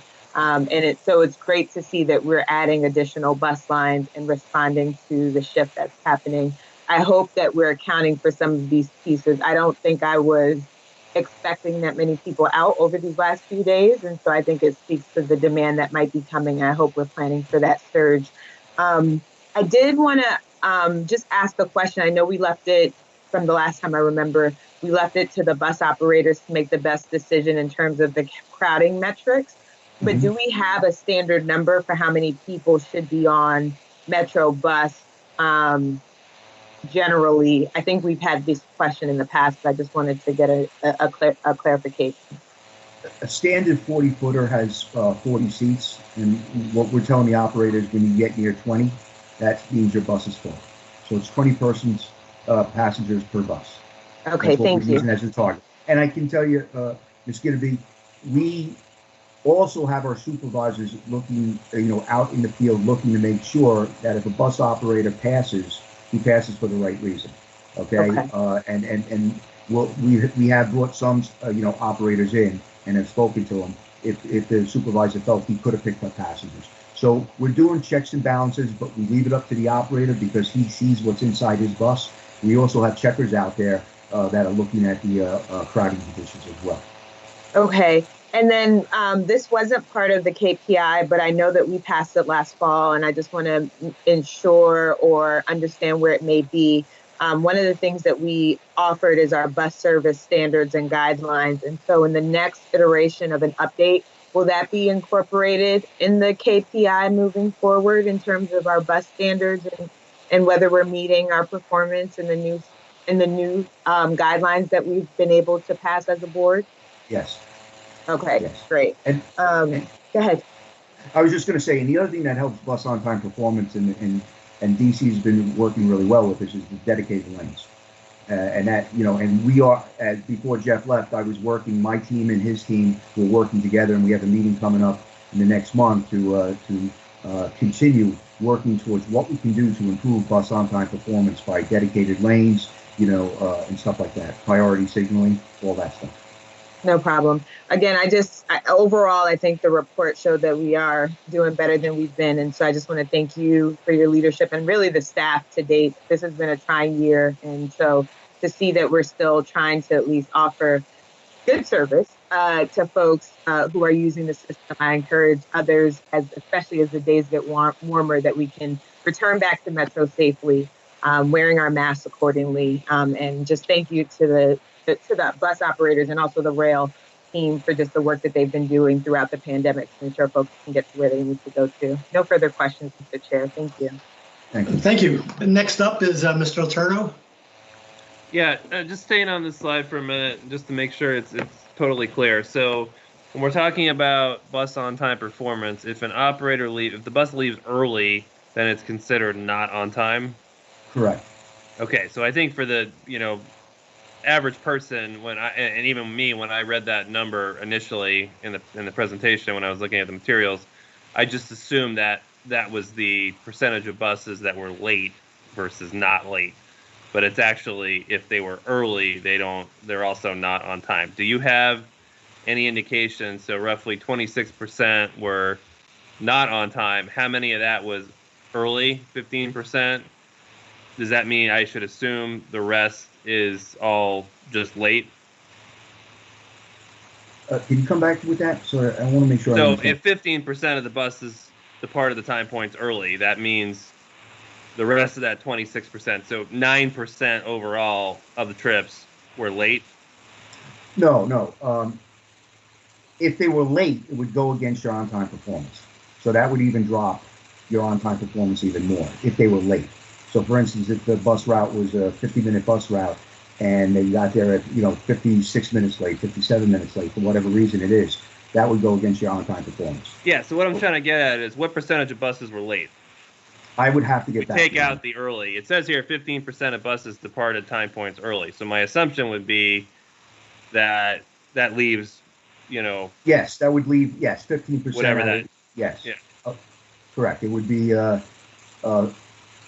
15% minus, we added up to the 89, so it would be about 11%. 11%. Yeah, 11% are late.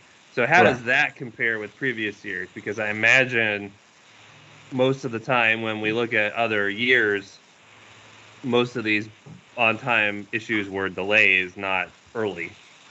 No, you're absolutely right.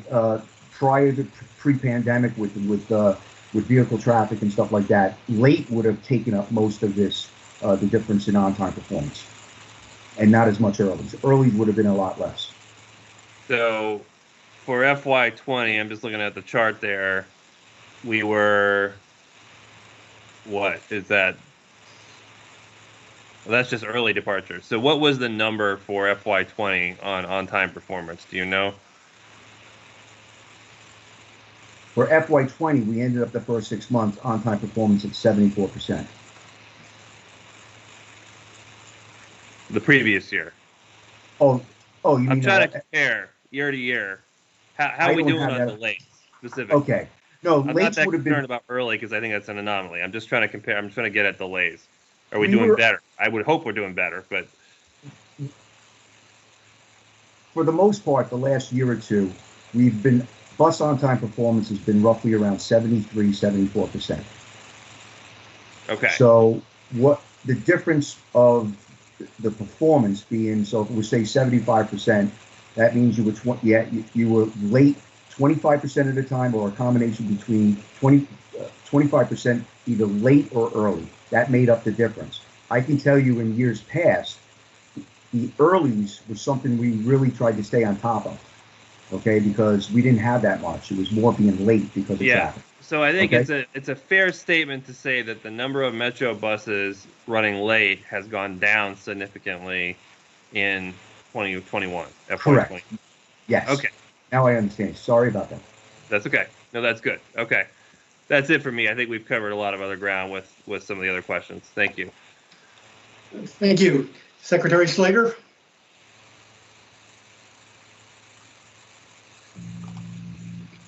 Thank you. I think most of my questions were answered really by Mr. Rouse's line of questioning. I think I was really glad to hear the discussion about kind of expanding the use of dedicated bus lanes and those types of things. We have found that to be a very effective strategy and something we're trying to do in the Baltimore system as well. So, no further questions from me. Thank you. Thank you. Mr. McMillan. Thank you. Mr. Lita, the construction of the measures in a year like this with COVID, I thank you for walking us through the, what if there hadn't been COVID, or or this much, trying to break out the COVID effect of some of the change in these performance measures.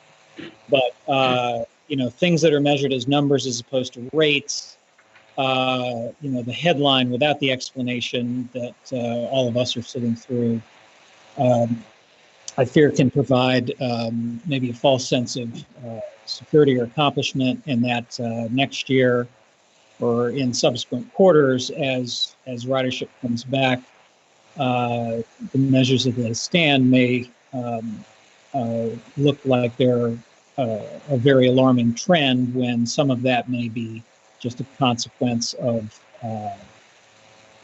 volume going up, even though the rate of incidence hasn't necessarily changed much. So just looking at the crime statistics in particular, the progress on crimes against property is probably not as impressive as it looks on that bar chart. Likewise, the crimes against persons is probably even more alarming than that chart suggests, given how much ridership has declined. So I don't know that we want to do a wholesale revision just because we went through COVID just now, but at whatever point you're looking at how we're measuring ourselves, especially for the big aggregate, the big aggregate things, if we're looking at rates rather than numbers, that may be more instructive.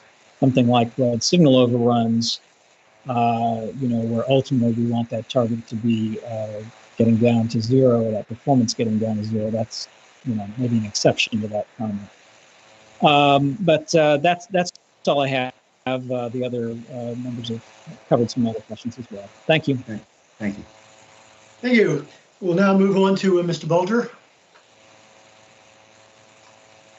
Mr. Chairman, I don't have any questions. They've been answered. Thank you.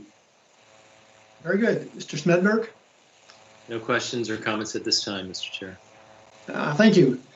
Ms. Leader, I just wanted to follow up on one of the issues that Ms. Gidby Jenkins raised, and if you could just take a look at slide 19 about the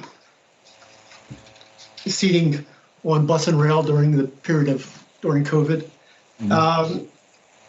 Could you just explain, or so this is a little clearer, where these numbers of 23 passengers per rail car and 20 passengers from bus come from? I assume this is some attempt to comply with the CDC's 6-foot separation guidance, but I'm not sure you're saying that we've actually set up a system where we've complied 100% with that 6-foot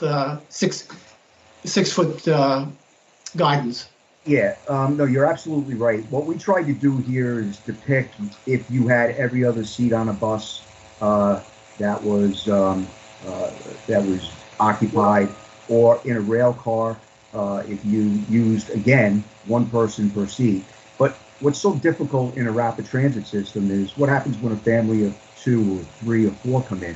They're not going to separate like this. We know that. So it's difficult in a transit environment to do something like this, where you have seats that are marked, because husband and wife come in, they're going to sit next to each other. So what we tried to do is figure out through social distancing and wearing of masks, how many people could basically fit in a rail car, keeping some social distancing, and the same thing on a bus. And that was really just to depict about, how many people, how many passengers, per vehicle we could have. And I assume as these are more targets that operators in terms of bus and managers in terms of rail are going to be looking at as people start coming back to the systems with vaccination in the summer and fall. Right. Is that the objective here? Correct, and that's why we're using smart trip data. We're using the APC data from the buses to kind of help us also judge. We're also asking our supervisors and our station managers to let us know if they're seeing something different. But, again, I think this might change once, herding, we reach that target where, the CDC feels we have enough people that have been vaccinated, and restrictions will begin to come off. But this is what we're using right now as the guideline. And right now, since many of our riders really aren't in the system. I mean, Metro Rail, I guess, is still in that 10 to 12, 13% of pre-COVID level, and buses probably around 40, 45%. Right. So when they come back, they're not going to see these seats that you're showing in dark blue being marked as open for riders, with the gray seats being blocked. Is that correct? Correct. We're not actually blocking seats physically with signs or anything like that on our rail cars or buses. Correct, we're not. Thank you. Very good. That's all I have. Unless somebody else in the committee has a follow-up question, I can't recognize your hand. So if you do have a question, just yell it out. I don't hear it from anybody. So thank you, Mr. Letter. Thank you for your presentation. And we'll look forward to the next round of KPI presentations towards the end of the year. Thank you. Thank you, Mr. Chairman. All right. We'll now go to the second part of the Safety Committee agenda today, and that's to welcome Ms. Mason on her update on Silver Line Phase 2. Are you ready to proceed with that presentation? Thank you, Mr. Goldman. Yes, I am. Let me share my screen. Very good. Can you confirm you were able to see my slides? I can confirm. I see the slides. All right, thank you. The purpose of today's briefing is to provide an update on the status of the significant open issues and provide some additional information on the prerequisite activities and milestones, and review the project schedule. We did just do this briefing last month, so I'll limit my comments to the changes of note in the last month since our February 11th briefing. We had one issue we were able to resolve, and that is the yard crib heaters. However, we do have a new issue to elevate to the board, which is the cracked third rail cover board brackets. So we're still sitting at 17 open issues that are either underway or unresolved with the airport authority. We are continuing to track them by their status as well as their impact.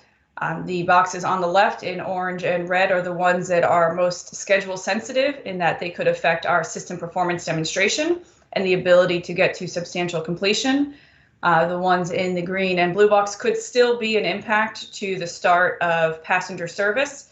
However, their connection into the schedule is at a later date during operational readiness. But all of these must be resolved before we can accept the project and start revenue service. Some highlights since our February briefing on the damaged direct fixation fasteners. This was one of the significant issues we presented on in detail. The contractor has submitted a root cause analysis indicating that they believe the damage is done from the installation process. We have not accepted that answer, and together with the airport's authority, continue to study the evidence.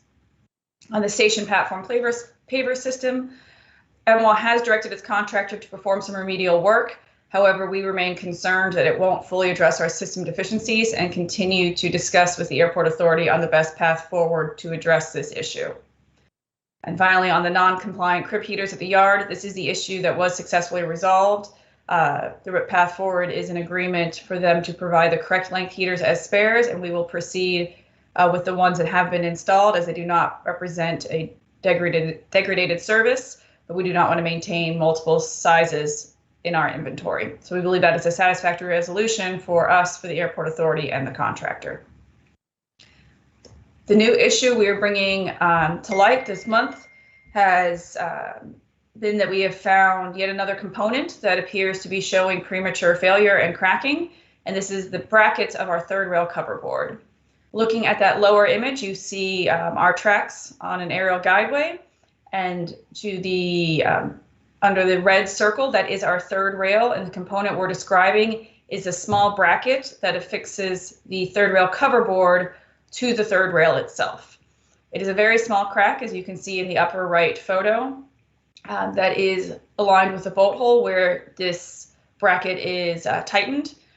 The contractor has found about 5,000 of these that have exhibited cracks, which is about 13% of the system. They have not yet officially submitted the root cause analysis, but they believe it is the result of over tightening the bolts. The most significant issue for this month's discussion is the distance between the insulated joint and the signals in the yard. This is an important issue for us as the insulated joint is what separates track circuits and allows us, our signaling system, to know whether or not a portion of tracks are occupied or not, whereas the signal is what aspect is conveyed to the operator of whether or not they have clear track ahead or need to bring their train to a stop. Our concern is that there's not enough distance right now between the signal itself and the related insulated joint to ensure safe train movement. Our specification is that it should be at least 7 feet 9 inches between those 2 points, and that is really tied to the distance between the front of the train and its wheels. Again, the wheels are resting on the tracks. Where they are relative to that insulated joint is how the system knows where the train is, whereas the signal is what the operator sees out of the front of the cab. Out of the 71 signals in the yard, 67 of them are too close by our standard. There's a number of issues that come about that can happen by having the IJ too close to the signal, but the most critical one, and one for which I'd like you to be aware, is that if we have a train reversing ends, what can happen is a train pulling into the signal block will be told that they are clear of the signal because at the yard tower or central, we see the wheels past the IJ. However, if that IJ is too close to the signal, when the train is actually stopped and the next operator comes to that cab, the signal is no longer visible to them. And if they are given the command to proceed to the signal, they will actually pass this signal, proceeding to the next one that is visible to them, which would be a red signal overrun. We are continuing to work with the airport authority and the contractor, and our path forward on this is to do a detailed review of each signal to understand which ones can and should be moved to meet our minimum, and if there are any cases where that will not be possible due to the tight configuration within the yard, what other mitigations are possible.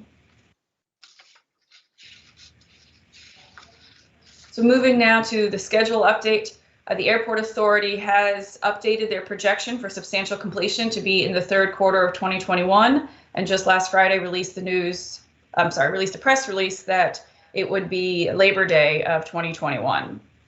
The critical path to that date is still through the implementation and regression testing of our revised cross-bonding design and ATC testing and system performance.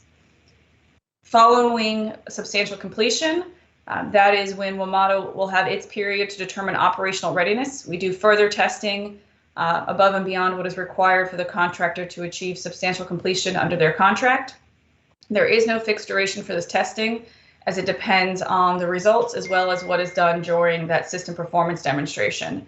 However, notionally, we have assumed 2 months in the schedule, and that has been included in MWA's contract with their contractor. Following operational readiness, that is the point at which we will actually take care, custody, and control of the asset of the Silver Line Phase 2, and from there we have 90 days per our comprehensive agreement to complete our pre-revenue activities. In light of the announcement, I did just want to take a moment to highlight the significant amount of work we WMATA have following that operational readiness date, following that completion of testing that confirms the assets are ready for operations. We still have to onboard our assets, familiarize staff and first responders with the new alignment, accept all the final documents and complete our safety certification, update all of our policies and procedures to reflect the new assets and new alignment, and finally do the last station mobilization, which includes our marketing campaign, advertising installations, implementing parking operations, and distributing materials to each of the stations, such as kiosk materials, the automatic external defibrillators, and system maps. So that 90-day period is important for us to understand that even once the assets are operationally ready, it will still take us time to mobilize, and these are not activities that can be done before the assets are confirmed to be operationally ready. So with that, in summary, we have several issues that remain unresolved or open, and we continue to work with the airport authority to find a mutually agreeable path forward. However, it is the airport's authority response to these open issues that will ultimately determine the path forward and the timing for our acceptance of the project, and ultimately the start of passenger service. And with that, I'd be happy to take any questions you may have. Thank you, Ms. Mason, for that update. Just turning to the schedule again on slide 8. So what the MWA announcement means, just to be clear, is that they will turn the system over to WMATA and essentially declare substantial completion, that first little circle that you have there around Labor Day of this year. And then we put out an announcement saying that revenue service it would be projected to begin early in 2022. So to get from the September date to the basically start of service, we would have to go through these 2 intermediate steps, the operational readiness testing of 60 days and the pre-revenue activities of 90 days. And that 5 months is what takes us forward to roughly February of 2022 for the beginning of revenue service date. Correct. What we're looking at is an early 2022, so first quarter in calendar 2022, likely start of operations. However, I would like to emphasize that the substantial completion date that MWA referenced in their announcement is when their contractor is substantially complete with work, and when it becomes it's still MWA's project, but we start engaging more fully in further operational testing to get to our point of comfort that we can take care, custody, and control. So the project will still belong to MWA following substantial completion, but WMATA will then be in the lead driving the testing requirements and determining when we have gotten to operational readiness. And that's why it is hard to affix a specific duration to operational readiness testing, as we are still working through what tests can be done in parallel with substantial completion and which ones have to be done after or repeated after in order to achieve our safety certification. So the number of issues you identified, again today, the 17, if those aren't completed by September 1st, then that could move that substantial completion date further on into September or into the fall?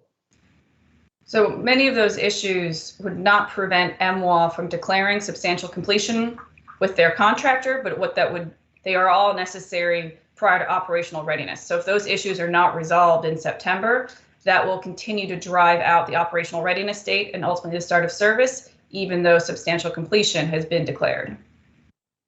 Thank you for that explanation.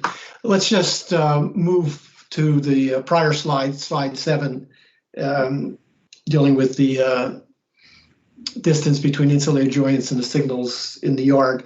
I'm curious here, you're saying the second bullet that WMATA specification is 7 foot 9 inches minimum distance. Why did the contractor not build a system to those specifications? There has been some confusion, and MWA does not necessarily agree with our position that this is our specification. For yards as well as mainline, they had interpreted that specification as applying to mainline only. We do have prior yards that were built to 6 foot many years ago, and so they had based it on our past yards as opposed to our new specification. And that's what we continue to work through with the airport authority. But there was never any conversation between the contractor and WMATA as to what the specification should be in the yards? While there has been discussion, we have not been able to get to a satisfactory resolution, which is why we are now elevating it to the board's attention.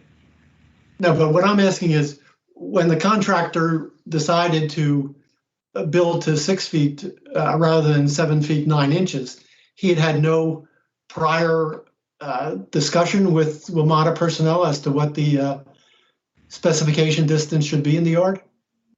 We did provide that feedback to the airport authority and their contractor, and have been raising this issue since about mid-2019. Okay. Now you point out, again in the second bullet, that 67 out of 71 signals are too close.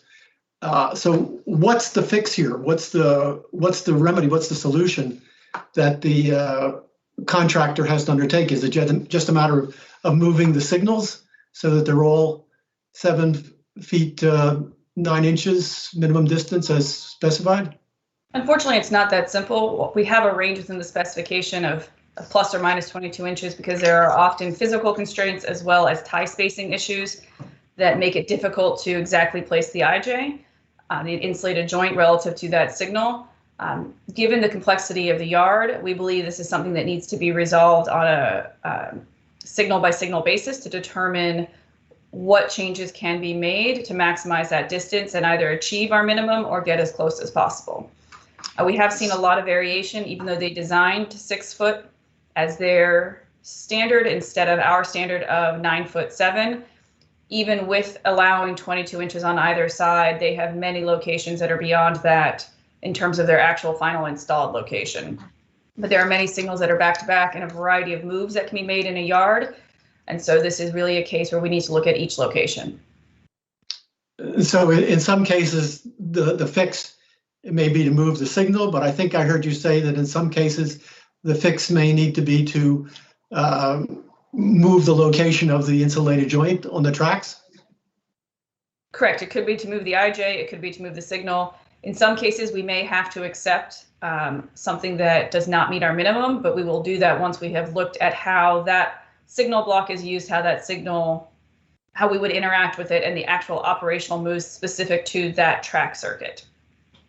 And this is why I come back to we need to look at these individually. We have recently at least gotten agreement from MWA and its contractor to look at this on a location by location basis rather than positioning this as a commercial dispute. Okay, and so that kind of remedial step is now underway to get this specific issue resolved? Yes. Very good, because this seems to be something that's going to be both difficult and time consuming to get the proper fix in place, since it involves a good number, 67 signals that are too close right now. Is that a fair assessment of the situation? It is a fair assessment that there's a lot of unknowns, and therefore this could be a high risk item and something that could actually have an impact on the overall project, which is why we are so determined to get through a detailed review as quickly as possible. Right. Thank you. All right, Mr. Rouse. Yes, thank you, Mr. Chairman. Thank you, Ms. Mason. Just curious, first question on where we are in terms of the process and how we're uncovering some of these issues. You know, looking at the third rail cover issue in and of itself, that seems to be more of a punch list item. Is that where we are in this stage of the game, or was that brought to us by a different just observation, and have we not reached the point where we're looking at the punch list items, so to speak? We are beginning to look at punch list items and starting some of those walks. So we are finding new punch list items as we engage in those level inspections. Depending on the asset class that we're talking about, they have achieved 99% physical completion. And so we are seeing, for example, in those cracks that comes from doing more thorough reviews and inspections as we prepare to accept the asset. However, in other cases, what we have are longstanding design comments or comments we have provided back to the airport authority that have not been satisfactorily resolved. And as we get closer to testing, we are going back to old comments and demanding their resolution, even if they had not been, even if the airport authority had not taken action on them at the time that they were made, which is why some of these issues date back more than a year. Okay, so it's fair to say that that we're still in the process of uncovering some what might be some remaining issues here. But given your experience, we're at a stage where it's anything that gets raised to our level is for a reason, right? Correct. We have many minor things that are being raised and resolved on a project level. I am bringing to you as the board those issues that I think are substantial that could affect the ability to either accept the project or at least a impact on the schedule, so that you have that for your awareness. And I do also want to reiterate that we also have WMSC who will need to accept and review this project, and they're also watching closely to make sure all of our design comments and concerns are addressed prior to acceptance. Okay. And, like the issue with third rail covers, I'm not overly concerned with that in general, but is that, from what you're seeing in other inspections, leading us to believe there's other systemic issues here, or is this just something we just need to address? We are concerned about what this could mean for their quality control, and if there are other items out there.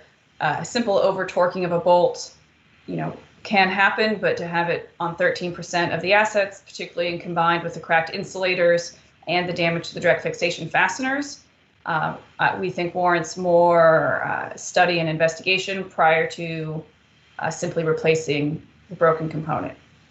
Okay, and have we had enough dialogue or documentation from either the WMATA or the contractor in relation to the QA/QC program to really understand if those concerns are more broad than just the specific things we're seeing here, or where are we with that process?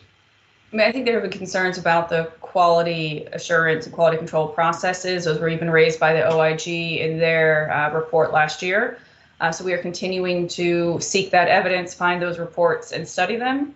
But I think sometimes the evidence speaks for itself. If we're finding issues like this, clearly there was a problem and we need to understand it and what the full ramifications are before we can take ownership of the assets.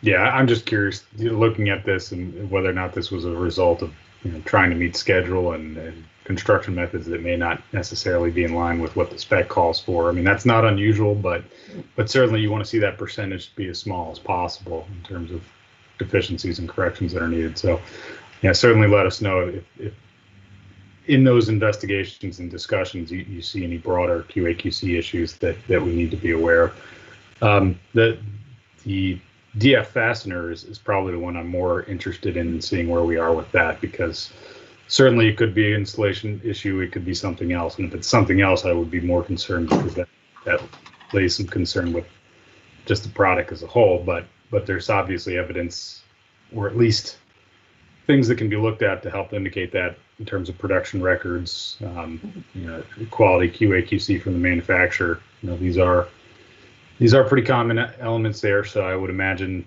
no matter who the supplier is, that we should have some of that documentation and be able to really drill down to the root cause.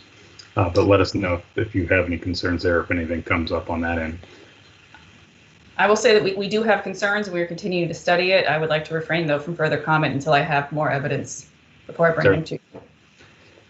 Yeah, beyond that, the signals, the signal station in the yard, the problem with the yard is, as you know, the yards are a mess when you're trying to fit as much as you can in a certain space, and things like the signal type, the turnout size, the end overhang of the car, and clearance all play a role into what the actual solution is probably going to end up being for those 67 signals. So I'm more worried about, in the plan view of the yard, how everything's going to play out, and do we have space to put things together. We talked about rigged signal overruns in a yard. This is something that can contribute to that, right? Not having enough visual distance to actually see whatever type of signal it may be. Other than the fact that looks like you have like a New York City Transit R179 here, which was a little bit confusing. I think that's something we'll need to continue to watch, and specifically if there are concerns in terms of the spacing. Do we lose some storage space? What's going to be the remedy there to get us to where we want to be? Mm-hmm. Nothing else from me. Mr. Goldman, thank you. Thank you very much, Mr. Rouse. Ms. Gideby Jenkins? My comments were related to the red signal overrun, especially with the KPI pieces. So since Mr. Rouse covered that already, I'm good. Thank you. All right, Mr. Letourneau. So I know what everybody wants to know is, when can we actually think about operating phase 2? And I think we've heard at length the reasons why we can't necessarily pin that answer down. So I'll just sort of ask in sort of generalities. Is it safe to say that it probably wouldn't be any sooner than January of 22, given all the things you've outlined here, assuming that they meet substantial completion around Labor Day? Assuming they meet substantial completion around Labor Day and based on the information we have now, I think that is a safe assumption that we would not start service prior to January of 2022. Okay. The next question is, given the outstanding issues, the ones identified in the nice color-coded chart, is it realistic to think that those would all be resolved in the next 6 months between now and Labor Day when we hit substantial completion? It is possible for them to be resolved, but that is really dependent on the airport authority and their contractor and getting to satisfactory resolution. Possible. Yes. But would that require everything to kind of go more smoothly than it has been? I will say that the last few months we have seen increasing cooperation and improved dialogue with the airport authority and their contractor.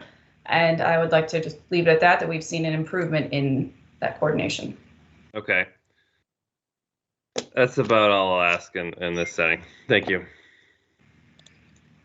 Thank you, Mr. Letourneau. Secretary Slater is next up. Thank you. No further questions. I was focused around the signal issue as well, and that seems to be well explained, so thank you. Very good. Mr. McMillan. Similarly, no questions. I think Devin and others have covered what I was interested in. Thank you. Moving right along, Mr. Bulger. Everything's been covered on my end, Mr. Chairman. Thank you.